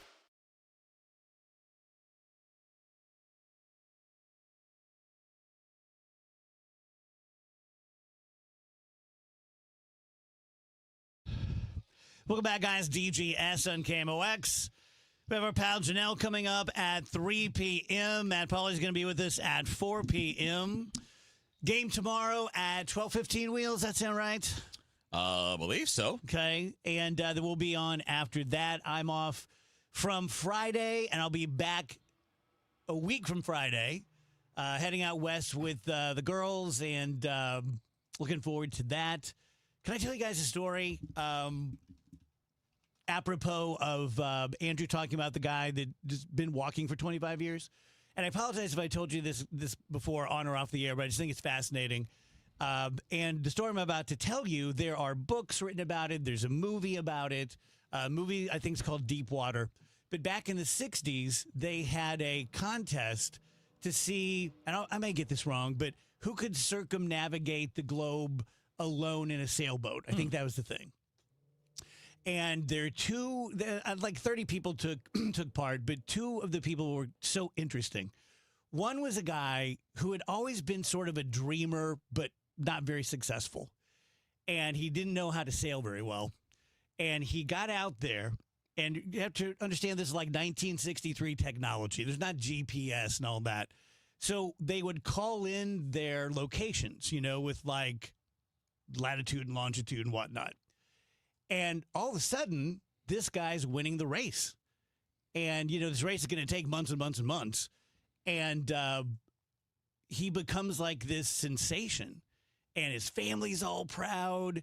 And people are just like, it's unprecedented in the world of sailing. Well, he was faking it. He had gone barely any distance at all. And he was faking it. And he finally got to the point where they're starting to call him out on it, and he just jumped off his boat and died. Isn't that crazy? Yikes. Another part of it, there is this Frenchman named Motissier, just a fascinating character, and he was truly winning. And so after months and months and months of this, he is like coming up on the coast of South America or something, and all he has to do is turn left and go back to London, and he's going to win. He loved being out there so much, he kept going the other way, and he went around the world again and didn't win and ended up landing on this island and spending the rest of his life there. And his book's called like The Long Way or The Long Journey or something. I've read it a couple of times. And it's just so fascinating. He was so happy out there by himself. He didn't want to return, and he went around the world again, twice. Isn't that crazy? I think that's neat. I do, too. It's a fascinating story. TikTok has a lot of stuff on it that poisons your brain, but you also find some really fascinating people. There's one guy that I've been following who's like, he's trying to go from, I think somewhere around, in America, all the way to like New Zealand, just by like without using like computers or GPS or anything, just kind of like navigating using like the stars, and he's on a little sailboat. Wow. And he's been really interesting to watch and follow, and he'll stop places for, months at a time and just kind of hang there, and then when he feels it's time, he will, head out, and he's like pick people up on the way, drop people off on the way. It's interesting to watch people like that. Yeah. How? Where do you get money? I was just wondering the Where do you same get money thing. for your boat, for maintenance, for food? Like, or are you just a rich person and you got money? It's vague, yes. He does seem to do a lot of his own repairs, and they don't seem to be necessarily like great. I probably wouldn't go out on the boat. I maybe wouldn't go out on the boat. But it's and I'm sure he either has some sort of sponsor behind him, or else he's just like a rich guy or something. I don't exactly know where the money comes from. Every time I hear one of those stories, I'm just like, how do you pay for anything? There was a girl a couple years ago who set out to be the youngest person maybe to do something, cross the Atlantic, circumnavigate. I forget what it was. But she was either 16 years old or 14 years old. And she was going out on her own to cross an ocean. Yes, I remember this story. Can you where were her parents? I mean, I hate being this person. No, to they like were just, letting her do it. Yeah, they were. They were like, it's her supporting her. have fun, sweetie. Have a good time. I should also Hope say nothing bad happens. I'm not on the open ocean when you're 14. not to Like, what? not to defend Sorry. the boat crazy person, because I think you do have to kind of be a crazy person. He's not like balling out. He's got like a crappy little boat, and he's got like he's eating like beans and fish that he catches on the boat and stuff. So he's not like catches beans. He catches beans, and he already has the fish, I think. He's like, I did this wrong. The fish are out there. I should have just brought the beans. Let's do a DGS happy hour. Who's got something? I'm sorry. I feel like a curmudgeon because I'm like, where are the parents? But No, I think it's fair. a valid question. I think it's fair. It is a valid It's the question. obvious Yes, question. it's a If you were totally out, valid if question. you were out on your Wow, boat, look at that. She's doing it. It's like, wait, I mean, should she be doing If this? a 16-year-old said, I want to drive from New York to California, I would say the same thing. What are your parents doing? Yeah. Like, why is this How do you have the okay? time, the money, the resources, the safety? Like, yeah. I would hope if this guy out on his sailboat comes across like a 8-year-old in a trawler, he's like, what's going on here? I'm having an adventure. Yeah, like, did you escape from pirates? What are you doing? Speaking of, watch this segue. I was watching the game last night, which means I was watching the Tarps Off boys. Sure. And I was noting how many, 6 to 8-year-old shirtless boys. Oh, yeah, they got into it, Yeah. dude. Yeah, We're in they're that totally crowd. into it. Totally into it. I told you guys this weekend we had a bunch of little brothers out in the stands for our 14U baseball game doing it. Oh, yeah? Yeah. They went out to the bleachers in the outfield and they were waving their shirts. There's like 2 or 3 of them out there. They love that stuff. Kids love that kind of goofy stuff. Is this a season-long thing? Will they be Tarps Off 5 years from now? No, they won't be 5 years from now. It could be. They did announce that they're making that section of the stadium a designated, quote, high-energy section. I saw that from the Cardinals' Twitter today. Hey, seriously, run with it. And if it dies out, it dies out. But right now, it's happening in other places. Yeah. I mean, it was happening in Philly last night, I think. It's been happening in all these other places. So I have let's go. heard that it caught fire here, but those boys were not the first boys to do it. I had heard that there were other places around the league that were. Oh, yeah, doing there the was one shirts in off like thing. April or March. They had something similar. Yeah. Yeah, but whatever. I mean, to me, that's cool. In fact, it's fine that somebody might have picked it up somewhere else. But when things take off, they take off. Ride it. It's cool and fine. Yeah.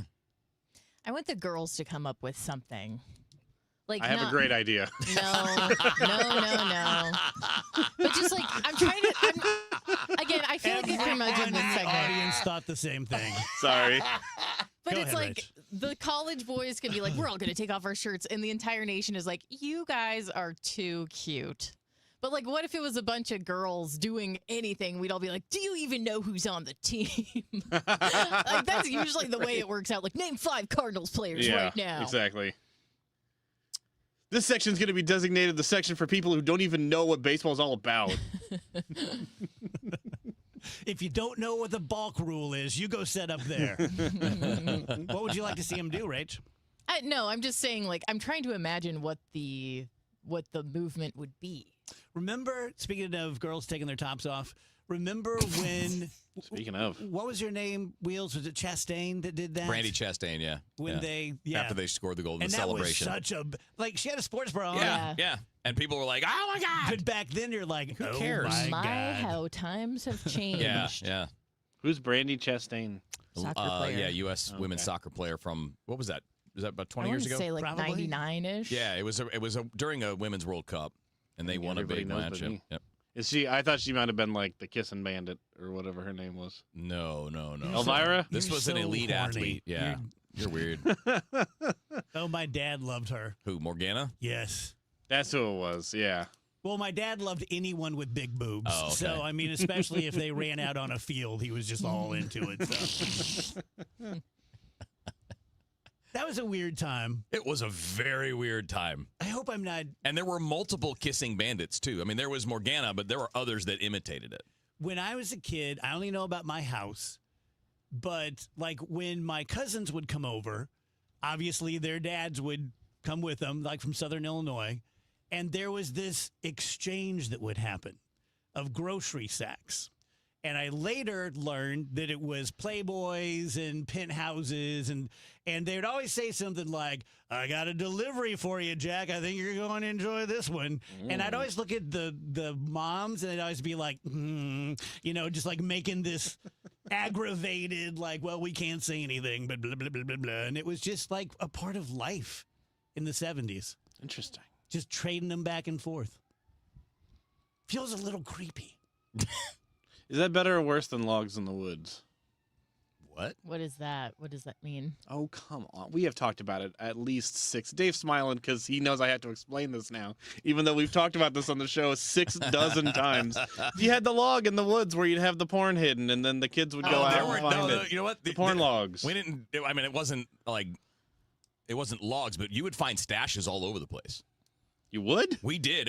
There was a park, a state park behind the neighborhood where my best friend lived, and we would be out there playing baseball, doing whatever, and you would be like walking through the woods. All right, and guys, you would we're going porning. And you would find a lockbox just sitting there, and you'd be like, "What's in the lockbox?" And you open it up, and you're like, "Well, a lockbox." Yeah, like a little. Well, that's not a very good lockbox if you're just popping it open. Code, yeah. No, it wasn't a code; it was a key thing, but you could pick the locks. See, very complicated. It was like it wasn't a code; it was a key, but we all had the key. In South Roxana, we had logs, and in Michigan, they had lock boxes. They had lock boxes with keys. Yeah, well, the keys weren't there. You had to. Yeah, I don't break them remember open. I don't even remember porning once, and finding a big stash, and we created a society around it. Yeah. We would have meetings. You worshipped it. Worshipped it like a god. Look, I wish I were making this up. The magic log where pornography appears. Daryl Angleton, my cousin, had a big giant boulder in his backyard that was sort of level on the top. And it was like a Greek that we would I now call this meeting to order. I'd like to direct everyone to page 76, Candy Loving, the Playboy. And we'd all be like, yes, I'm following. But I mean, it's crazy that was a thing, and it was so widespread. We've all understood it and know what it is. Like, at a period of time 50 years ago, people would just keep their stashes in the woods or somewhere in a field or in a garage. It's such a weird. I wonder how many of those stashes were from teenage boys. Oh, mostly had to be, right? Or how many was husbands where their wives were Had to believe it was mostly not in like my high school house. kids would be my guess. Her name was Candy Lovin'? Candy Loving. That's funny. Google her. My nickname is Lovin' Candy, so I just feel like she and I should meet. Guys could have gone on tour Yeah, together. I feel like we should meet is all. And now for something exactly opposite. Here comes Loving Candy. You just sit there and eat Whoppers. I prefer Candy Loving. Just talk about how much I like Lifesavers. Tell you guys about First Missouri Credit Union, and I'll just tell you, pardon me, about a recent thing with me. I was going to deposit a check at First Missouri, which is down on Lee May Ferry. It's not too far away. I enjoy the drive. I enjoy going down, getting some South County donuts and such. But this day, I just didn't have the time. And so I went to the website, the #1stmocu.org, and they have a very easy way to look up a credit union near you that can do your business. And there's one at 10th and Pine, a couple of blocks from where we are now. And it's the first time I'd done it. Went in there, said, "Hey, I'm from First Missouri." They said, "Great, fill out this quick little thing." Signed my check over. They gave me my receipt, and that was it. Pretty cool. So if you want to get 4.27% interest on your checking up to $100,000, you want to get the best rates on vehicle loans and signature loans, but you don't live near Lee May Ferry, just go once, set up your accounts, never go again if you don't want to, because you can go to a credit union near you and do all your stuff. 314-544-5050, the #1stmocu.org. St. Louis, are you ready to go Hardy? I woke up on the wrong side of the truck bed. The country rock hitmaker behind Truck Bed. Wait in the truck and one beer. He's bringing his No Holds Barred live show to Hollywood Casino Amphitheater June 5th. With special guests Cameron Whitcomb and McCoy Moore. Hardy, live, loud, and unapologetic.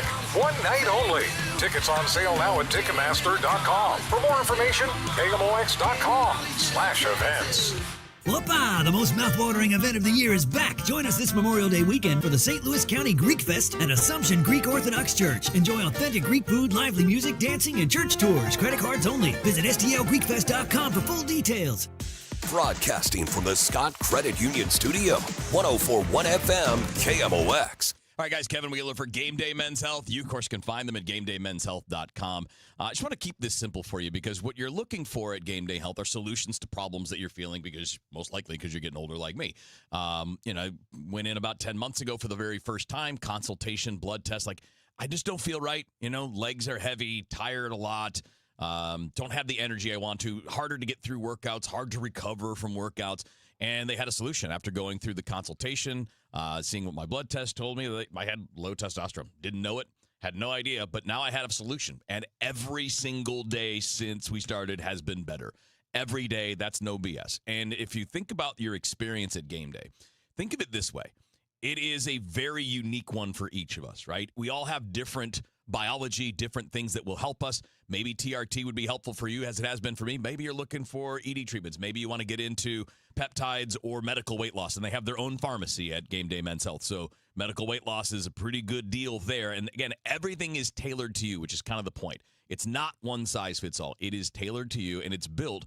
Game Day Men's Health is built to make healthcare easy, to make this efficient, to make it comfortable, and it is all of those things. You've got offices in Chesterfield and O'Fallon, Missouri, and if you stop in and tell them that Kevin Wheeler sent you in, like I was listening to KMOX, I heard that Wheeler guy mention you guys, they'll knock $50 off your first purchase, and you'll get a free vitamin B12 shot as well, which is a nice little bonus. So check it out. It's GameDayMen'sHealth.com to get back to the top of your game with Game Day Men's Health.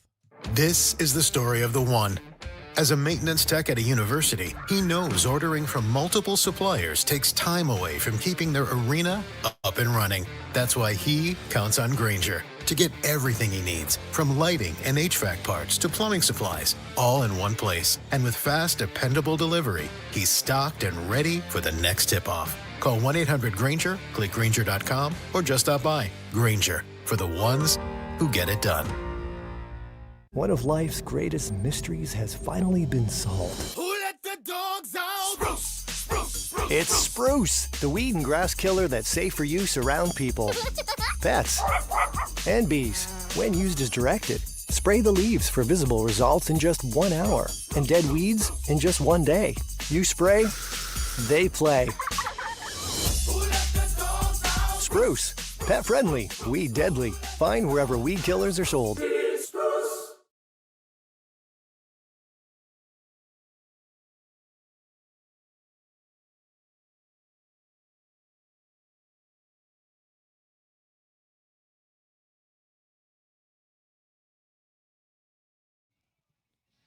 Welcome back, DGS. Rachel, I think I know the story you're talking about, but the board member. Oh my gosh, this is an absolutely crazy story out of Tennessee. I've actually been avoiding talking about it because I wasn't able to see the video of the incident until recently, and I didn't want to make a judgment.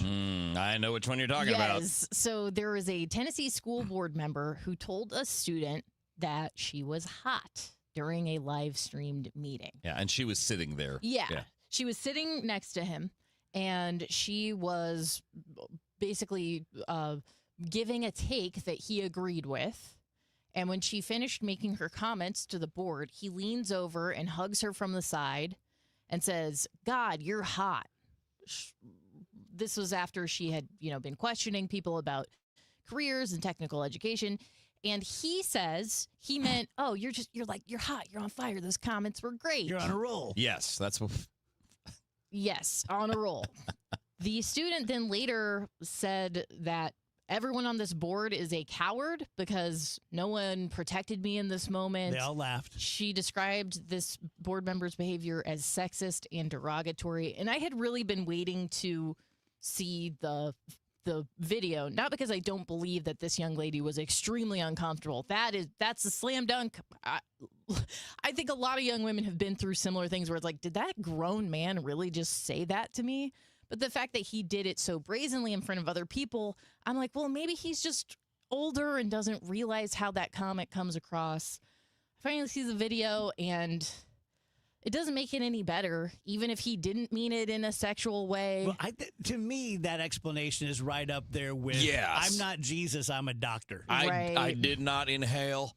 Well, and the other thing is in the past, he had been censured by the board back in 2009 because he entered a high school classroom completely unannounced.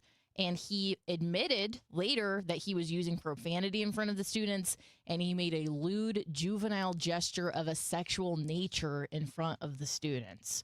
So at this point, it's like a pattern of behavior. I'm not saying he's like a sexual predator, but he's not respecting boundaries between adults and children when it comes to that sort of thing. So now he is actually being charged with assault. He's facing a criminal charge, because it was just so insanely inappropriate. Have you seen all the backlash? No, I have not. Oh, my gosh. There's a whole other half of the country, like, what is the world coming to? You can't call a teenage girl hot. Yeah, don't do that. Dude, it's so easy to not do that. And I promise you that if it was your daughter, you'd want to punch the guy in the face. Man, absolutely. Right? But you would, if it was any of those people that are defending him, if it was your own child, there's no way you would be like, it's fine. She needs to toughen up. Like, no, you'd be pissed. And you'd be right to be pissed because it's a joke. So and you can't be on a school board. This is the school board. Yeah. And they say they don't have the authority to remove anyone from office. Yeah, because he was independently elected. Right.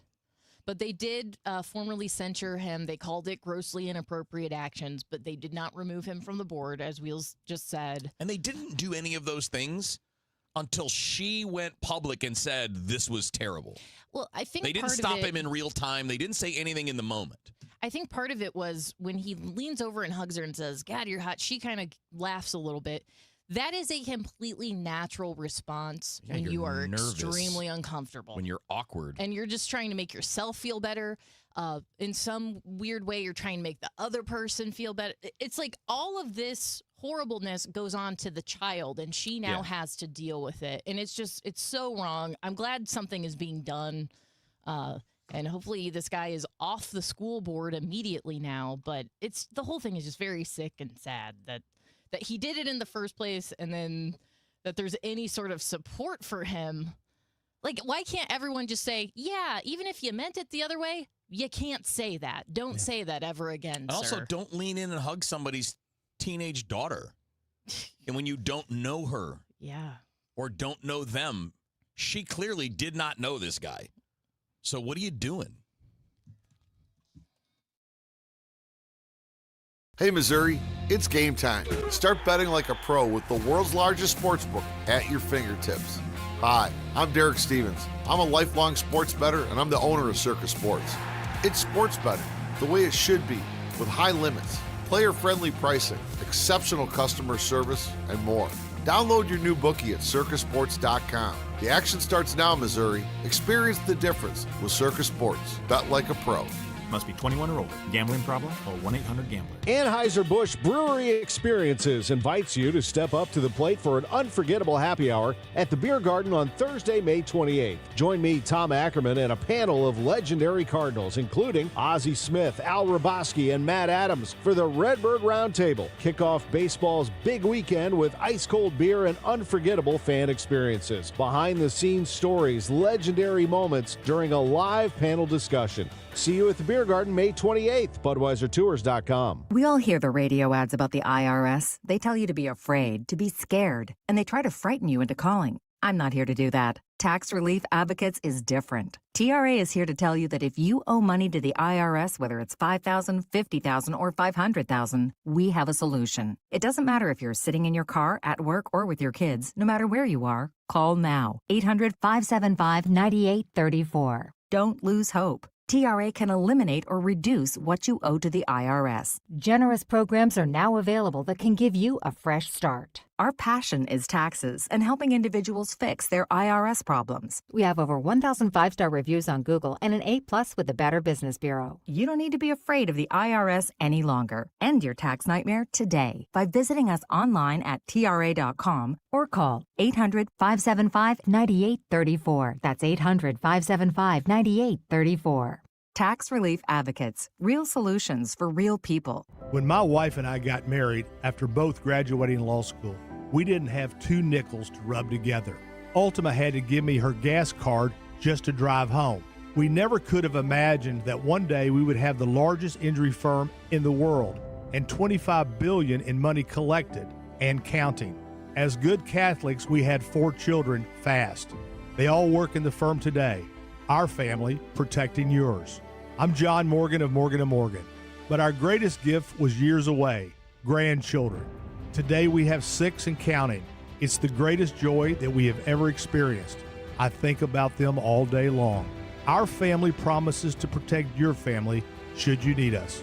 Call us. It's easy. Visit forthepeople.com and make sure you hug your grandchildren.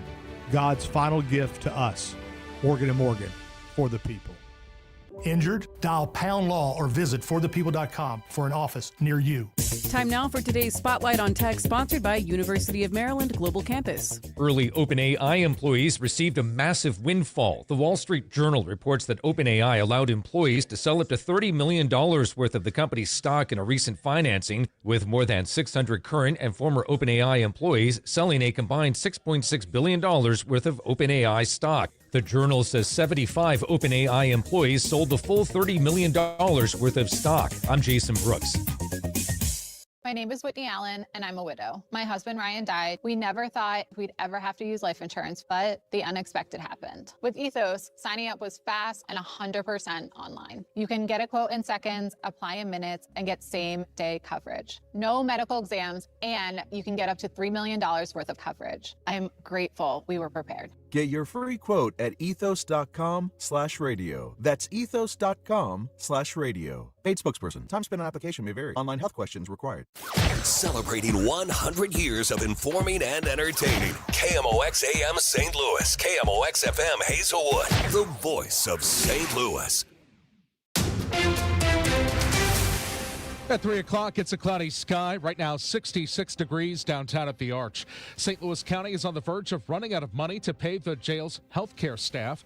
According to Health Director Dr. Kenneka Cunningham, the council has until June 30th to appropriate the funds, or else the staff will walk out, putting detainees' well-being at risk and putting the county in violation of the law.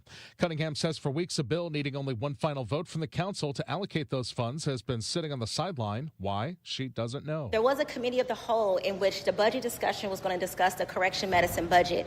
Unfortunately, I was not invited to that meeting. I had staff that was subpoenaed, and the council decided to go in closed session. Since they went into closed session and reopened, we still have not heard any movement on this bill. There has not been any communication. President Trump says the Cuban people are grateful for the U.S. indictment of former Cuban President Raul Castro. The president also says the U.S. is ready to help the people of Cuba. They have no way of living. They have no food. They have no electricity. They have no energy at all. Former Cuban President Castro's indictment related to the 1996 shoot-down of 2 small planes operated out of Florida by the Cuban exile group Brothers to the Rescue. A little road trip is a much bigger deal for many Americans this summer. Patrick DeHaan of Gas Buddy says their latest survey shows fewer will be hitting the road. Well, the majority of Americans, in fact, 2/3 of Americans saying gas prices are directly impacting their summer travel plans.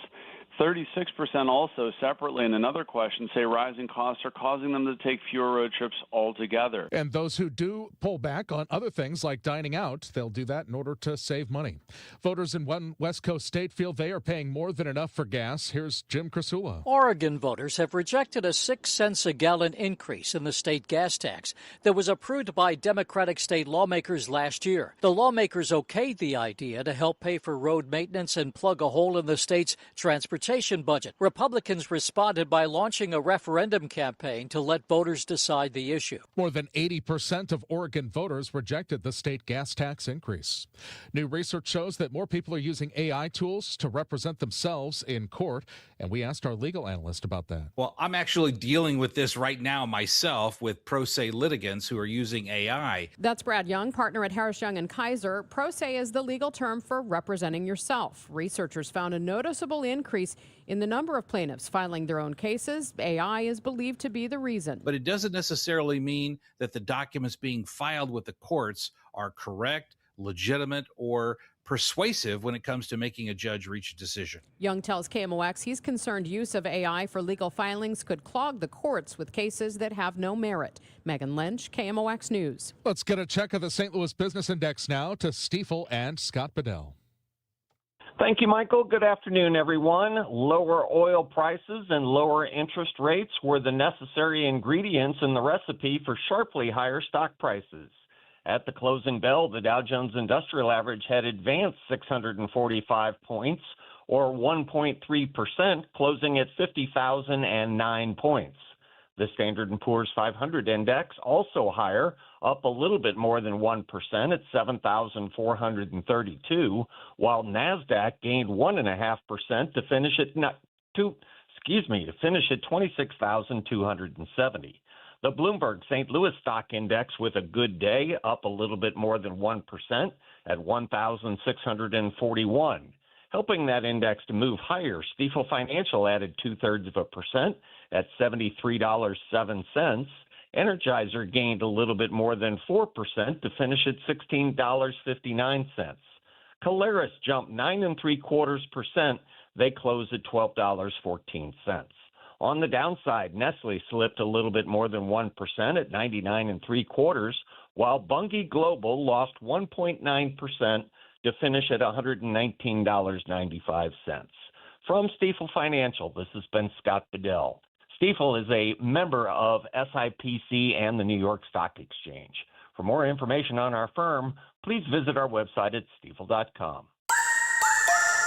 Changeable skies will stay with us on this Wednesday afternoon. It's all about the northwest flow, so we are cool in the 60s, probably topping out at about 69. Chilly tonight. Partly cloudy skies, 52. Thursday, partly sunny and nice, 73 in the afternoon. Though that's still a little cool.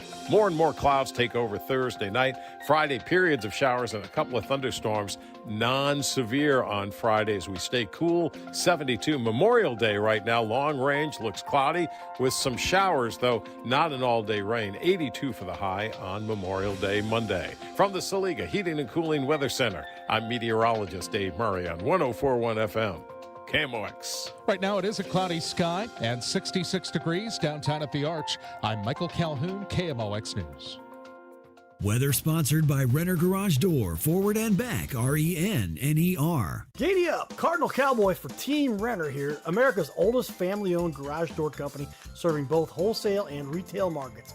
Free repair or replacement quotes and $100 off a new garage door. RENNER. The Dave Glover Show is sponsored by the Michaels Flooring Outlet, the flooring experts. IGotFloored.com.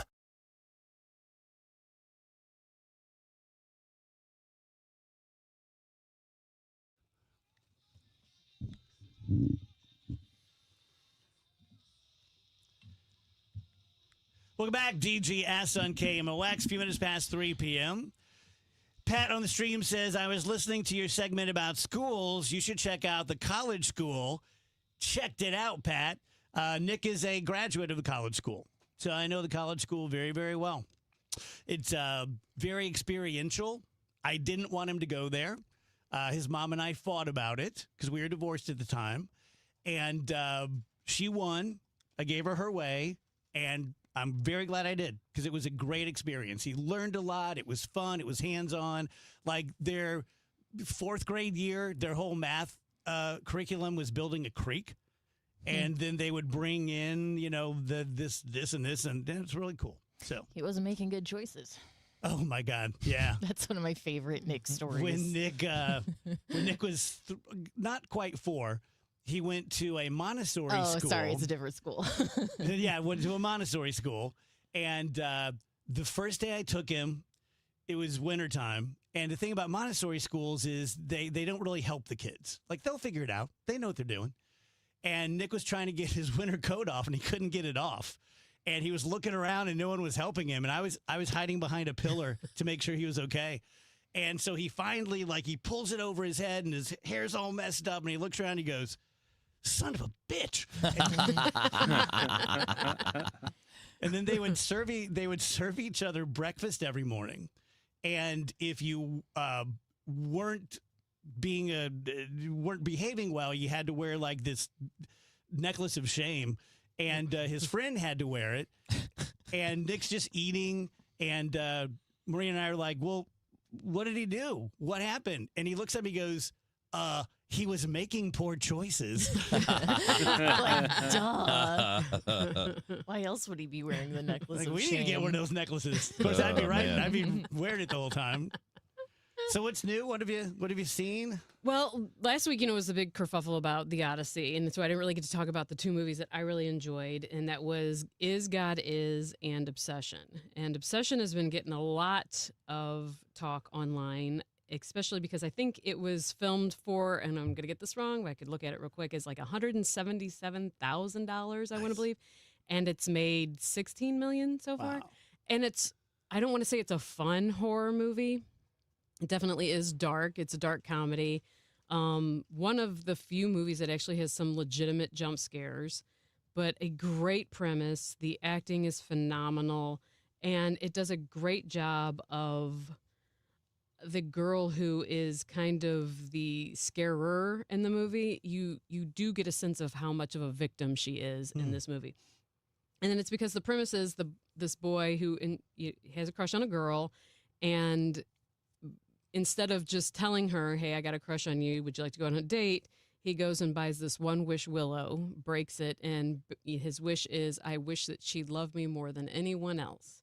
Well, the whole thing is, be careful what you wish for, because she does love him more than anyone else, and becomes obviously obsessed with him. So it's a great horror film. I suggest everybody go out and watch if that's the genre kind of movie you enjoy. Stars, non-stars? Non-stars. I like that. And I believe the director is also another guy from YouTube, and these guys have just been killing it lately. A lot of these guys that they've been pulling from YouTube and making these movies, they've been doing a great job with these horror movies. So, yeah, kudos to him for doing it on a low budget. It's great word of mouth. People they enjoy it. A lot of people are like, "I'm not in a rush to go see it again." It's pretty terrifying, pretty traumatic. But yeah, I enjoy good original movie. And when you get those kind of hits out of nowhere. Obviously The Mandalorian and Grogu are out this weekend, and it's not getting great praise, but they don't know how much advertising they have to do. Do they really need to have a Burger King meal for people to know that it's out? Probably not. So movies that are a little bit under the radar, I appreciate these. And then there's another one called Is God Is, and it's got Sterling K. Brown as the quote unquote villain in this movie. Again, the two stars, the two girls that play twins in this, not big name actors, but it's like an urban take on a spaghetti Western. I was sitting there and I was like, this is shot very spaghetti Western style. It was close-ups and the ambiguous anti-hero, and it's just really good. But it's like a Greek tragedy that plays out. And again, I just enjoy when there are original stories out there that people should go out and see. Yeah. I'll watch both of those. Yeah, they're really, both of them, again, very dark movies. The Is God Is brutal, but it's not as graphic, I would say, as Obsession. Obsession definitely has a scene in there that, you might have to look away from, and it goes on for a while too. It's pretty graphic and pretty brutal. So, yeah, but I enjoyed those. And did you see Mandalorian and Gorko? No, Baby Gorko's Is it Big Gorko or Adventure. Yeah, okay. No, I only got to see the first 25 minutes of it. Disney it appears that they are pulling marketing out of St. Louis and not really going to let us do screenings anymore. So that's fun. Is it too small? Yeah, it looks like they're really consolidating to the big cities, big 10, 12 cities, and going to put all their money into doing screenings and influencer stuff. I know this is going to be so Pollyannish. Sure. But that bothers me because I get it. It's a business. It's Sure. money. Invest where you're going to get the biggest return. But I feel like they kind of owe us. Owe you. The critics. Definitely the middle of the country. They've decided that like Nashville, St. Louis, Kansas City, a lot of those, like even Chicago's getting cut out of some of those, which is kind of even shocking that way. But yeah, they've just decided to really kind of pull back towards just the coasts and leave us the rest just kind of. Okay. What is the new horror movie with Adam Scott? Hokum. Yeah. What do you know? I've heard great things about it. Everybody I know that have seen it they say it's so good that he's so good in it. The acting's incredible in it. And I just think it's, again, I know people are like, somebody talked about like it's elevated horror, and I feel that that's kind of in a way kind of crapping on the horror genre because it is definitely different than what it used to be. I mean, like the horror movies that are being put out now are a different level than like Halloween, where it's just, you give a guy in a mask and a bodysuit and a knife and he just stalks everybody and kills everybody. Now you have a lot of themes of like grief and longing and isolation. There's deeper stories within these horror stories that actually kind of, I think, make them more emotional. And I don't mean like crying emotion. I mean like they have more of an impact and they hit you harder when the horror comes because it hits you on a level that's not just like, oh, I'm just running through the woods from some scary guy. So yeah, I think a lot of these horror movies that are going to, like Backrooms is coming out. I know can't soon. wait for that. Right. And so, like I said, you've got Obsession and like, and I wouldn't call Is God Is a horror movie, but it's dark comedy. But Hokum, and you had some even earlier this year I'm blanking on, but they have, just like I said, the stories are better, they're deeper, they have more impact than what they used to, and I think you're starting to see that now. Even in the award shows, they're starting to award the creativity on those. Anyone else watching Widow's Bay? Yes. I'm only one. I can't tell if I like it or not. I'm only one episode in. I'm 3 in, and I'm still on the fence. Like I don't know if I like it or not. What is it about? It's about it's a New England island that it's about the mayor. The mayor is what's his name? Reese. His last name is Reese. Jonathan Reese. From the Americans. From the Americans. Mm-hmm. Matthew Reese. Right. So he's the main guy. Stephen Root is in it. He's one of the characters. He's hilarious. I love him. I wish he was the star because I think he's more compelling than Matthew Reese. But it's a kind of a quirky horror, right? This island is supposed, and this is not any spoilers because this is like first episode you've seen this, right? Its island is maybe or maybe not haunted. A lot of legends about the sea and sailors who in the past would disappear, people dying in strange ways. And the mayor's like not believing it. And he wants to turn it into the next Martha's Vineyard. He wants to turn it in this island into a great vacation spot. And that's kind of the basic premise you start with. And then you start seeing whether or not there are horror things. There's a place that's supposed to be haunted and all that. And it's a combination of supposed to be a little scary and a little funny. Mm-hmm. And I'm not sure either one of them's totally working. But I'm not hating it either. Like I'm trying to figure out where it's going to go. Because is the comedy dark comedy? A little bit. I mean, because it can work if it's just you have to have the right tone of comedy to put into a movie like that. Yeah, and it's not I don't hate it. Is it too slow for you? No, it's just I'm not sure they've picked a lane, and I'm not sure that they're doing both things at the same time is going to work great. But maybe it's just I don't really care that much about any of the characters yet either. Did anyone see the Jordan Peele movie Him? Yes. I haven't finished it yet. It's, oh my God. It looks awful. Is it good? No, it's not. And especially because of the ending. I want you to finish it just because the ending is so, it takes forever to get there. And then when they finally do, they throw everything at you. And it is just, it's bizarre.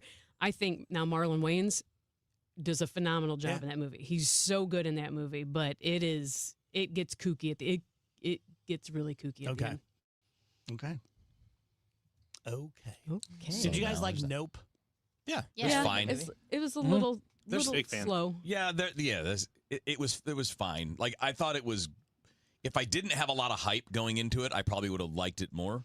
Oh, I loved it. And I felt the same way about Get Out, where I thought it was good, but I thought the hype made me disappointed because I thought it was supposed to be this like game changer of a movie, and it was fine, but it just wasn't that. Yeah. Rach, did you prefer Get Out or Us? Us. I started saying them. Yeah. I used to call it This Is Us, which is very different. I think Us is a better movie probably, but I've seen Get Out like 10 times because that one doesn't scare me to death like Us Right. does. Yeah. Us is terrifying. Could they do a sequel? I forgot how it ended.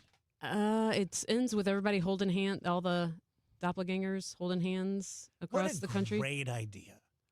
I thought it was a great idea. He's got a brain, I tell you. Anyone watch his Twilight Zone?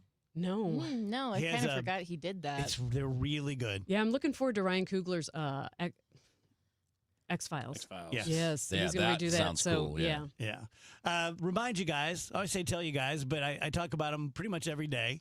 And that's John Moriarty at E3 Wealth. And look, I try to put myself in your position.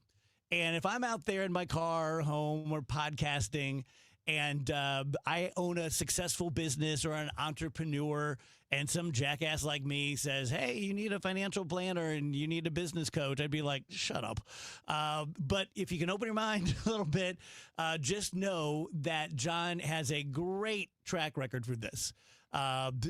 Hundreds and hundreds of clients, if you wanted to, could say, yes, absolutely, hire John. Here's what he's so good at. Here's how he's changed my business. But just in general, he's a financial planner and a business coach for people who probably don't need financial planners and business coaches because you're smart enough to have created a business, an idea, a product. You're doing well, but John exists to get you to the next level. He's also an expert if you decide to pass your business down to your kids or sell to a competitor.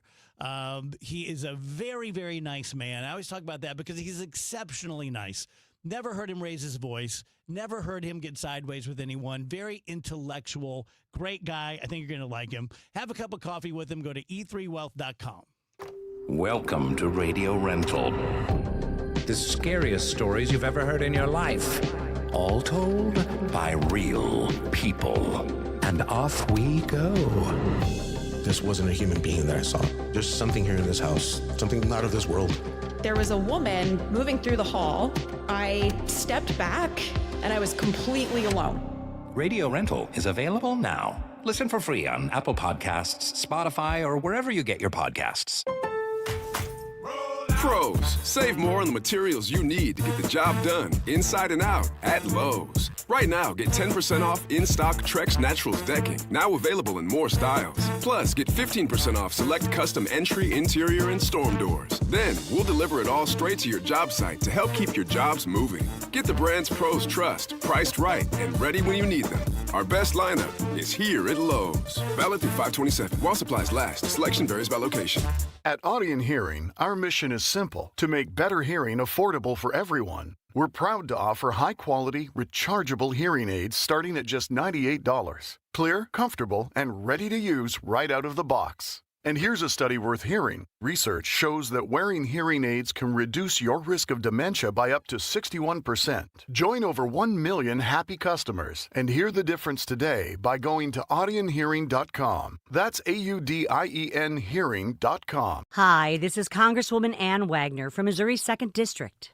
I work every day to put more money in your pocket, secure the border, protect our shared Missouri values, and keep our communities safe. Whether it's visiting one of my public events in neighborhoods around the district or by contacting my office, I want to hear from you. If you need help with a federal agency, please contact me at wagner.house.gov. paid for by official funds authorized by the House of Representatives. For men over 50, staying healthy shouldn't feel complicated. Neovitin Men's 50 Plus is a doctor-formulated daily multivitamin designed to support everyday wellness with just 2 tablets a day. You can subscribe at neovitin.com for convenient monthly delivery right to your door, or find Neovitin Men's 50 Plus at your local Deerbirds or Schnucks. All Neovitin vitamins are manufactured in a GMP-certified facility in the USA and are designed for real, everyday routines. Make nutrition easy with Neovitin Men's 50 Plus. Bring your home back to life with Zero Res, a fresher clean that you can actually feel. Get 3 rooms of carpet clean starting at just $139 and whole home air duct cleaning starting at just $599. Visit ZeroResSTL.com and tell them about the DGS KMOX deal. Built on a century, focused on today. The voice of St. Louis, KMOX.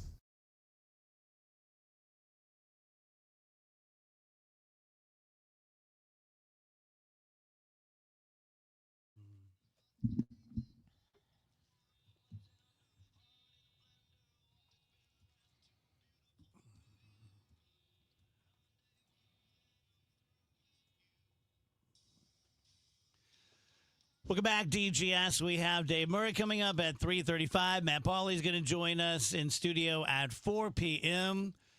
Another game tonight, 6:45, Wheels? That's correct. And 12:15 tomorrow, which means we will be on late. I will be gone from Friday. I'll be back the following Friday. The guys will take good care of you, but it's a weird week. Memorial Day, and I think there's another game next week, Wednesday, something like that. Rach, you had a movie question for Janelle. Oh, well, I just thought we could throw this out there for the whole group, but it would be fun when Janelle is here, too. This is a question I saw on Reddit earlier this week.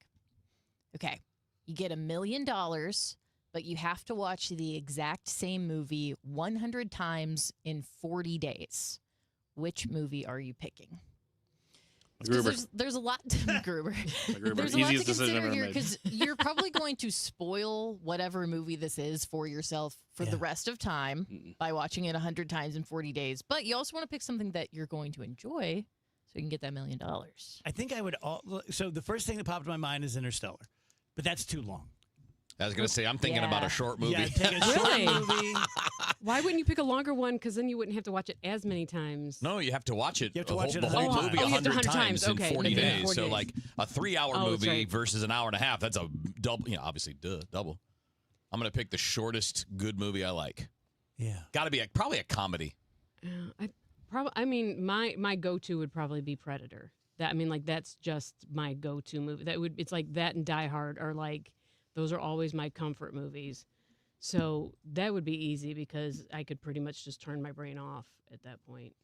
Yeah, I might watch The Ghost of Mr. Chicken, but I wouldn't want to ruin it because I love it. Yeah. I might go for Jackass. Not long, funny every time, and then if I ruin it, oh well. Yeah, there's another one coming out this year. Yeah, I know, yeah.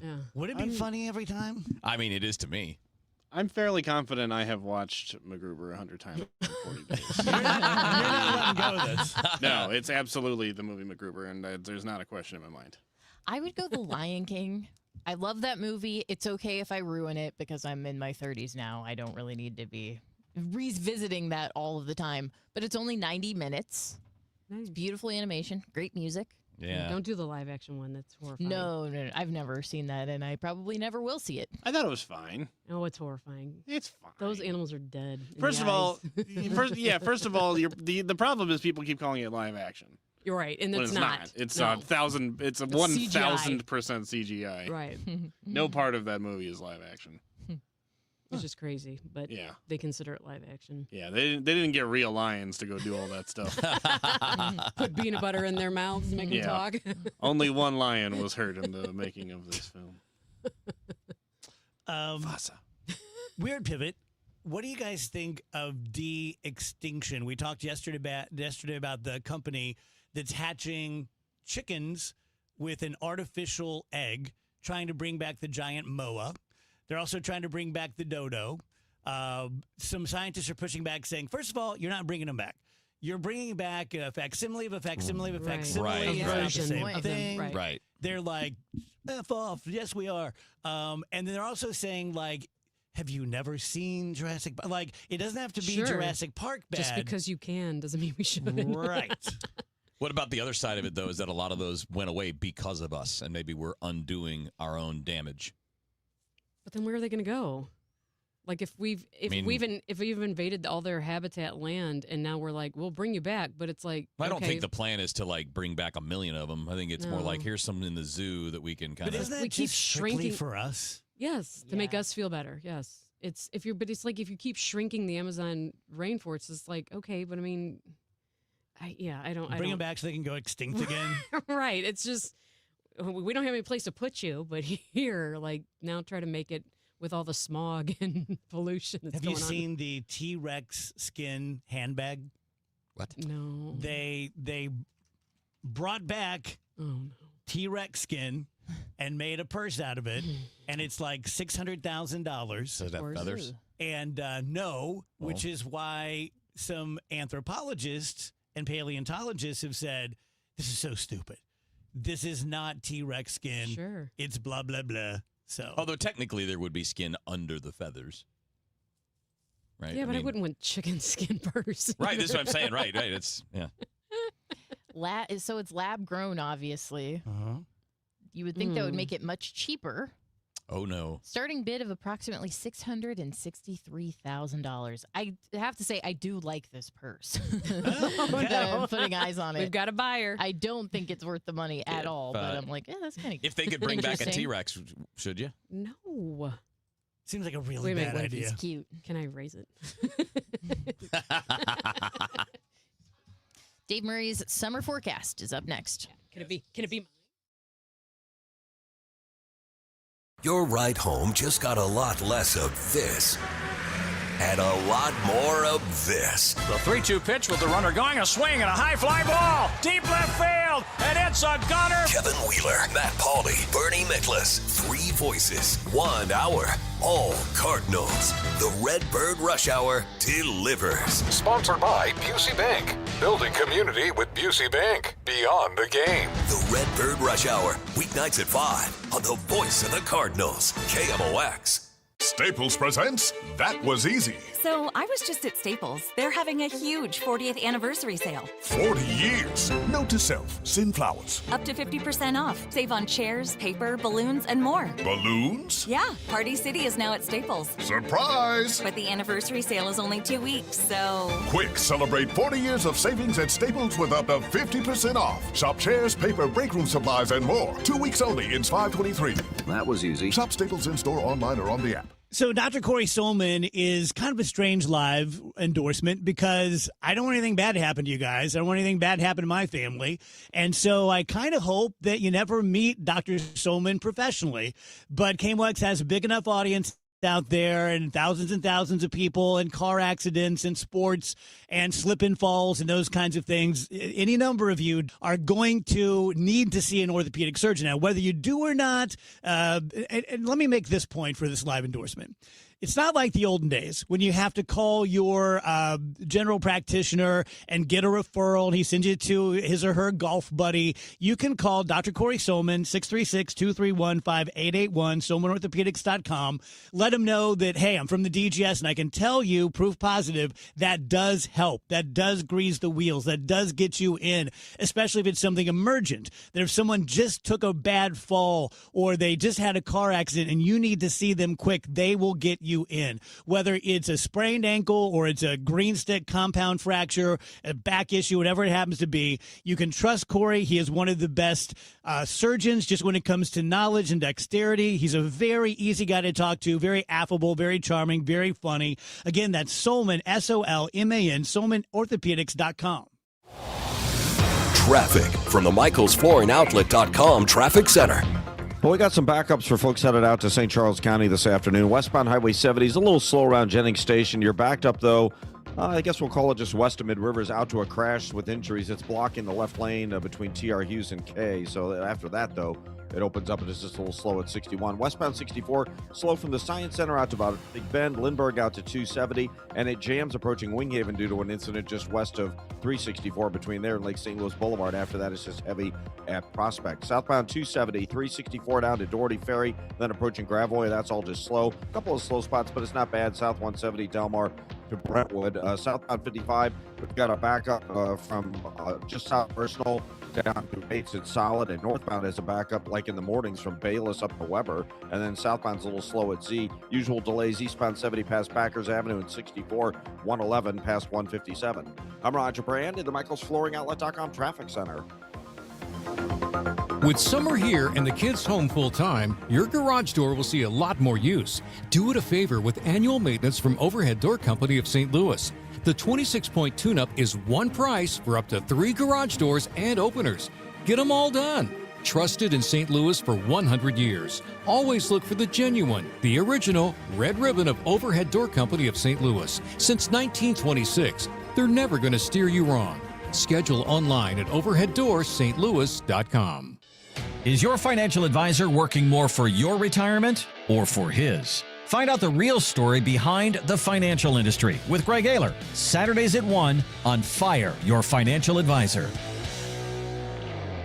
At Sandberg Phoenix, we're more than just a law firm. We're partners committed to you, your business, and your community. From family law to litigation, we're ready to serve. Visit SandbergPhoenix.com. The choice of a lawyer is an important decision and should not be based solely on advertising. Let's talk about air medical memberships. In an emergency, you don't choose who transports you. Dispatch sends the closest, most appropriate aircraft. Here's what matters: speed, skill, advanced care. Like critical care crews trained for the toughest moments. Like onboard blood that can make the difference between life and death. Arch Air Medical Service delivers life-saving air medical care across Effingham and surrounding communities. When you call for help, we bring hospital-level care to you. Plus, we're part of Air Methods, the nation's largest air medical provider. And about the cost, the No Surprises Act protects patients with private health insurance from unexpected, out-of-network air ambulance bills. You're only responsible for your in-network copay, coinsurance, or deductible. Medicare and Medicaid patients have similar protections. No surprise bills, no balance billing, no membership required. Because when it's your life on the line, what matters isn't membership, it's medicine. Learn more at airmethods.com. Copays, coinsurance, and deductibles are set by insurance providers, not Air Methods. Terms and costs may vary. Contact your insurer for details. The final home game of the season is here, St. Louis. Your St. Louis Battlehawks hit the field Friday, May 29th at 7 p.m. against the Dallas Renegades at the Dome at America Center. It's Battlehawk Kids Day, packed with family fun, Battlehawks energy, and an Archie bobblehead giveaway while supplies last. Join Battlehawks Nation. Bring the whole crew and help close out the season the only way St. Louis knows how. Loud and proud. Caw-caw. Because caw is the law. Get tickets starting at just $18 at UFLBattlehawks.com or Ticketmaster. Today, the Cards, the Pirates. Ameren Total Access 550. First pitch 6:45. Cardinals Radio. 104.1 FM KMOX.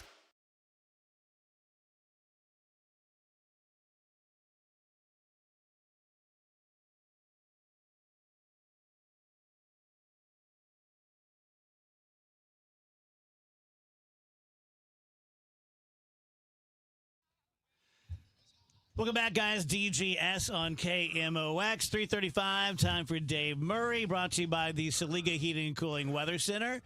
Big day, the summer forecast. Dave, you got your game face. You look ready. I'm ready. What a great bump song, too. Bump in song. Rach always takes care of you. Of course. I'm excited. I'm excited for the 2026 summer forecast. So you want to do local forecast first? Let's do local first. Just get that out of the way, especially since it's holiday weekend. And do you realize that this Monday, the 25th, is the earliest possible Memorial Day we can have? I did not. And that's why it kind of snuck up on us. At least it snuck up on me. I can't Yeah. believe it's this weekend. Yeah. All right. We're fine. A lot of clouds around right now. It's that northwest flow. Clouds this evening. Kind of cool, right around 60, 52 for the overnight low. Kind of go partly cloudy late tonight. Beautiful day tomorrow. Partly sunny and nice 73. Nice Thursday night, though, clouds taking over. Friday, unsettled day. Scattered showers and a couple of thunderstorms around. Nothing strong, nothing severe. 72 degrees. Saturday, Sunday, Monday for Memorial Day. Let's lump it all together. Partly sunny skies. It's warmer. about 80 degrees each day, so mainly in the 70s. And each day could bring a couple of spot thunderstorms, though I expect a lot of rain-free time over the holiday weekend. Okay. Strap in. All right, you got it. Are you ready? Take it away. Okay. This is June, July, and August. We'll also talk about the hurricane season a little bit. Okay, we start with June. Average high in June is 85.9, average low 67.2, just as a reference. Seems to be the pattern this year, the bounce around temperatures, and that is going to continue in the month of June. We'll have some great temperatures, but also expect some very warm to hot, but also a few chilly days are possible. There's no pattern in the temperatures that gets locked in because of the bounce. We'll be on the edge of a hot, dry pattern over southwest part of the country and Texas. We're going to have to watch that through the summer season. So it's a little bit of a battle between the bubble of heat and a rather persistent northwest flow that does not want to give up at all, hasn't given up at all this spring. I think it will continue in June. Temperatures by the end of the month with the bounce around should average out to be just about average to slightly above. Pretty bearable month. June is also a month when thunderstorms typically really rock and roll. In my book, it's the wettest month of the year, mainly due to thunderstorms. And I do think June storms will be active with that northwest flow, thinking 4 to 6 strong to severe weather events. That's above average.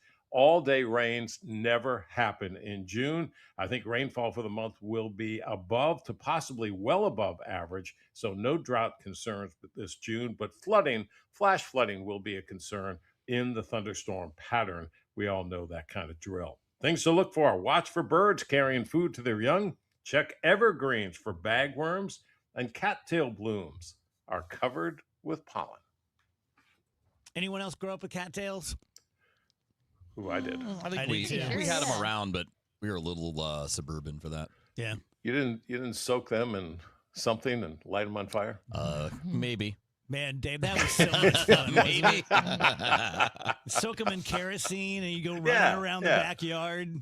Yep. Total fun. Things we did that would never be allowed now. Right. Or the kids just go like, I'm going to set a plant on fire and run. Like, Yeah, I would be like, how poor were you?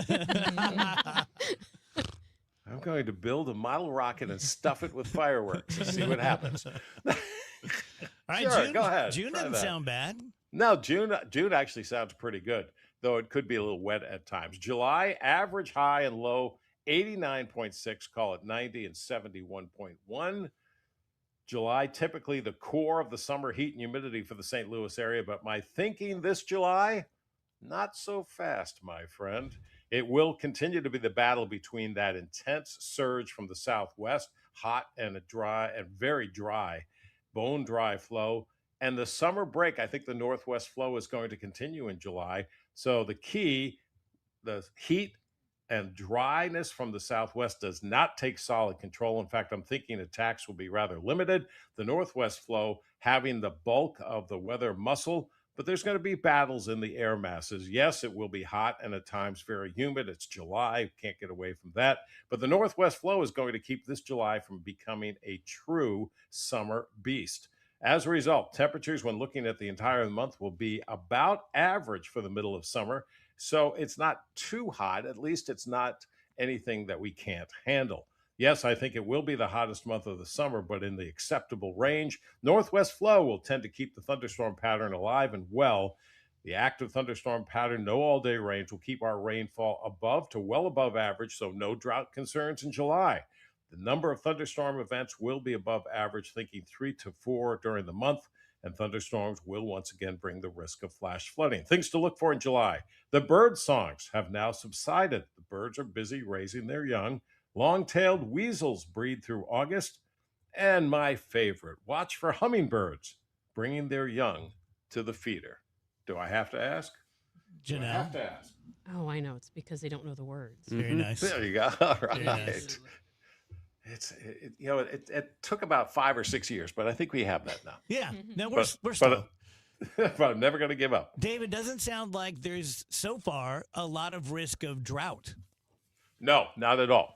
Not at all the way I'm looking. Now, one thing that's going on is we're shifting from a La Nina pattern to neutral. We're kind of neutral right now to an El Nino pattern. It will be building as we go through the summer. That has a lot to do with what I'm calling for, and just because I do think we'll have plenty of thunderstorms to talk about. Okay. August, average high 88, average low 69. The bouncy temperature pattern continues in August. Overall, this is looking like a very bearable summer month for temperatures. The intense summer heat from the south-southwest will remain locked in place as a rare northwest flow, rare for summertime, will make a few August visits. No record highs, no record lows. Temperatures, when we add up the numbers, will be below, maybe well below average for August, but we do have to watch those little surges from the southwest. Rainfall, typically a very dry month. Never really want to fight that idea, but drought is not a concern for August like the bulk of the summer months. The storm track is going to remain active with the northwest flow. Send a few cool fronts our way. There'll be summer cool fronts. Also thinking with the El Nino building, the hurricane season is going to get off to an early start, maybe a very early start, and that could be as early as June. And we have to keep an eye on that. Any storms that form in the western and central Gulf of Mexico has the potential to bring some rainfall up over us. Things to look for. Look for large flocks of purple martins gathering for fall migration. Also, the hummingbirds start to head south too. Late summer molt produces drab colors in robins and a lot of other birds. They are not sick. And wild cherries and wild grapes begin to ripen. Now, I mentioned hurricanes a little bit. The El Nino pattern tends to suppress hurricanes in the Atlantic and the Gulf of Mexico. And as a result, I don't think it's going to be a giant season for that part of the world. One, maybe two storm systems that hit the U.S., but as we all know, with all the growth along the coast, it doesn't take much. In contrast, the Pacific, that has been very quiet the last 3 or 4 years because of the La Nina pattern, will really come alive in the El Nino pattern. I think the Pacific really rocks and rolls. Hawaii needs to be careful. And even Southern California, the coastline, has a possibility that has to be watched. The west coast of Mexico, if you're planning on traveling there, could be very active when it comes to Pacific hurricanes. There you go. There you have it. There you are.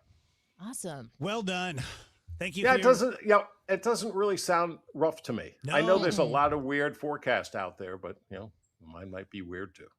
No, thanks for your work, Dave. You bet. I know a lot goes into that.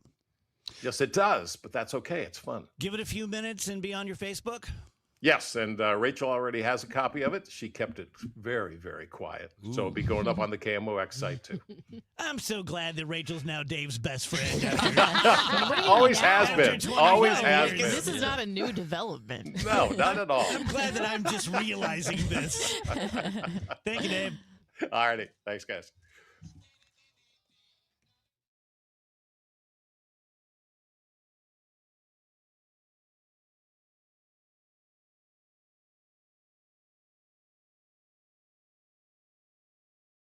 Tell you guys about the Gelman team, and one thing I'll tell you, and look, I'm just basing this on one financial guy I heard on another show on the station, but they were saying that nationally the real estate market is pretty soft. It's more of a buyer's market, but that in St. Louis it's pretty even. Okay, I'll take even. I don't need like a crazy seller's market and, like 19 or 2019, whatever it was, when people were showing up at your house and knocking on the door because they heard you might be putting your house up for sale. When the market is down or even, for my money, you need to use the best realtor that you can afford. The good news is that with realtors, it's kind of set, so it's not like you're going to be spending a lot more for any of them. And with the Gelman team, you get so much bang for your buck. I have friends in the building who have their real estate license. Nick has his real estate license. He can go sell a house anytime he wants, and there's nothing wrong with that. It's a great side hustle. Good for you.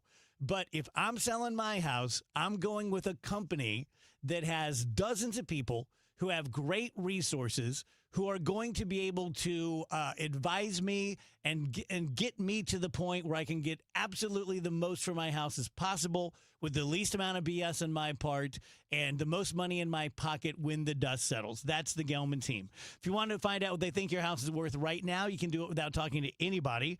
Go to the front page of thegelmanteam.com, put in your address. We'll give you a number. If you want to talk later, 314-336-1991. Certain restrictions apply. Traffic from the MichaelsFlooringOutlet.com Traffic Center. We got some trouble downtown now. This traffic report's a service of Artistic Decks. We have, I can't tell if it's a crash or a stall. It could be a crash. One car's on the right shoulder. The problem is one car's in the left lane. It's westbound 44, right underneath the Poplar Street Bridge there. And westbound 44 is backed up onto 70, which is backed up to about St. Louis Avenue. Eastbound 70 east of the Mutual Veterans to 64, you have the usual backup, and 64 jams 111 through about 157. Westbound 70, good news there. They cleared that crash at TR Hughes. There's still slow traffic, though. West of 94, past Cave Springs, Mid Rivers to 79, and then just from TR Hughes out to Highway K, just a couple of slow pockets. Now that the accident's been cleared. If you're on westbound 64, Kings Highway to Clayton Skinkers, slow. Lindbergh to back. It backs up at Winghaven to 364. I will call it stop and go pockets all the way out to 70. That's a little more solid. South 270, slow at 364. It's jammed. Olive de Ladue, but remains busy down through Doherty Ferry. South 170 bogs down at Delmar. Southbound 55, the left lane's closed for road work. Past 4500 Broadway, so you're jammed at Arsenal. Northbound, you have a jam Bayless up through Weber. I'm Roger Brand at the MichaelsFlooringOutlet.com Traffic Center. Kick off summer this Memorial Day with Artistic Decks. We're celebrating with American-style value and rolling back prices on every precision-built deck. Get the backyard you've always wanted. Call 314-280-0821. Artistic Decks, making dreams affordable. Cards and Cubs. The rivalry returns to Busch Stadium May 29th, and we are kicking off the weekend early. I'm Tom Ackerman. Join me for a Redbird Roundtable featuring Ozzie Smith, Al Raboski, and Matt Adams. Thursday, May 28th at the Beer Garden at Anheuser-Busch Brewery. We're talking ball, enjoying a cold beer, and celebrating one of baseball's best rivalries. The doors open at 4:30. The Redbird Roundtable, Thursday, May 28th, a free event. Must be 21 or older to attend. Full details at KMOX.com. SNL Coin. We buy gold and silver coins, silver and gold jewelry. Also buying gold-filled and silver plates. Before you sell, call SNL. 314-544-3600. 314-544-3600. SNL Coin. At Uline, the prevailing opinion is, if you don't live it, you don't believe it. The people at Uline believe in hard work, and they live it by being there 24/7 to answer your call, having 41,000 items in stock, and offering same-day shipping from 12 locations across North America. Business owners, sellers, buyers, shippers, and packers believe it. Uline is the hard-working, dependable source for your shipping and industrial supplies. Visit uline.com. Hey, Mom, now that I have an after-school job, I think I want to buy a drum kit. Okay, Rockstar. Let's look at your account. When kids start making money, Chase has easy-to-use tools and expert bankers to help them learn how to manage it. And next month, I'll buy the bass drum and the cymbals. Oh, and maybe some noise-canceling headphones for you. Aw, you've thought of everything. Help kids save, budget, and build financial independence, all with Chase. That's good for kids and good for parents. Visit your local Chase branch and get started. Account subject to approval. J.P. Morgan Chase Bank, N.A. member FDIC. They say good things come to those who wait. Unless you bite into a Hot Pocket right out of the microwave.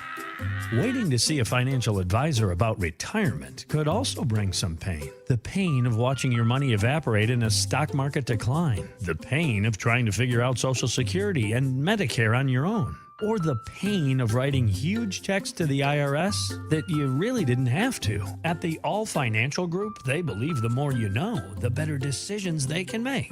They offer a complimentary retirement assessment. Find out where you are, how you're doing, and if there's a way to improve your retirement outcome. Don't wait. Call the All Financial Group today, 636-230-8824, or online at yourmoneymattersstl.com and set up your complimentary retirement review. Investment advisory products and services made available through Impact Partnership Wealth, LLC, IPW, a registered investment advisor. Insurance and annuities offered through Steve All, NPN number 153-07419.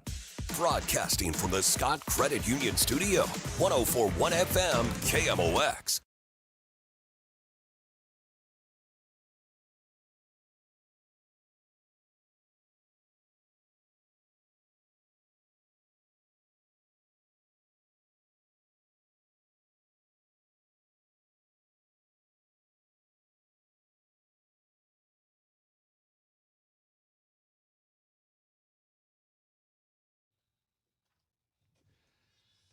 351 DGS. Janelle hanging out with us for one more segment. Matt Pauley joins us at the top of the hour. Wheels, tell us about the Take It Down Act. Yeah, have you guys seen this? No. So it just went into effect earlier this week. I think it went into effect on Tuesday. But what this is it's about revenge porn, right? It's now requiring the websites to follow through on requests to remove content. So, first of all, they gave all of the sites a year to comply with this new thing. So that just went into effect. So now, if you're a victim of this, now there is a mechanism in place on each website, supposedly. It's supposed to be easy to request something to be taken down because it is revenge porn or it was, filmed without your consent or whatever. And in the past, apparently, it's been very difficult to do. And they're just, to me, there are a bunch of really interesting questions in all of this. But the number one is, why did we give a 1-year grace period? Wouldn't this be a thing that it was signed into law a year ago? Why didn't it just go into law and maybe you get 90 days to get your website fixed up? But in the meantime, any regular request you must comply with immediately. I don't understand why we're giving leeway there. Because that's very clearly a crime. Okay, let me understand. So Janelle owns a site. Right. And Yes, Rachel puts up revenge porn of me on it. Right. And I reach out and say, I want it down. Sure. Then what happens? I have a year to take it. Or Well, I had, up until now, you could. We don't really have a mechanism for it. Or I'm sure some sites complied. I'm not saying that all sites are the same. They're not all the same. They're run differently. But they didn't have to under U.S. law. They did not have to comply with that request, and now they actually face a fine if they don't. And I think it's something like $55,000 or $60,000 per violation. This always reminds me of when Montana makes it illegal to have sex with animals, and you're like, really? Just how long right, was that in the right. books? Yeah. Like, why did we give? I don't think any website update to create an easier way to request something be taken down should take a year. That's number one. But the other thing that was interesting in this is that this also includes anything that's AI. So it doesn't have to be real. It can be somebody created an AI version of you and put it out there, and that applies. This law applies to that too. And they have to do it within 48 hours of receiving the request. So again, I think it's a good law. It makes sense to do. What I don't understand is A, what took so long? B, why give the 1-year grace period? I don't understand why we're giving any grace period at all for something like this. I'm sure it's money. There was a lobby. Yeah, there's it's money. The Adult Performer Advocacy Committee. I'm not sure if that's exactly the lobby that would handle something like this.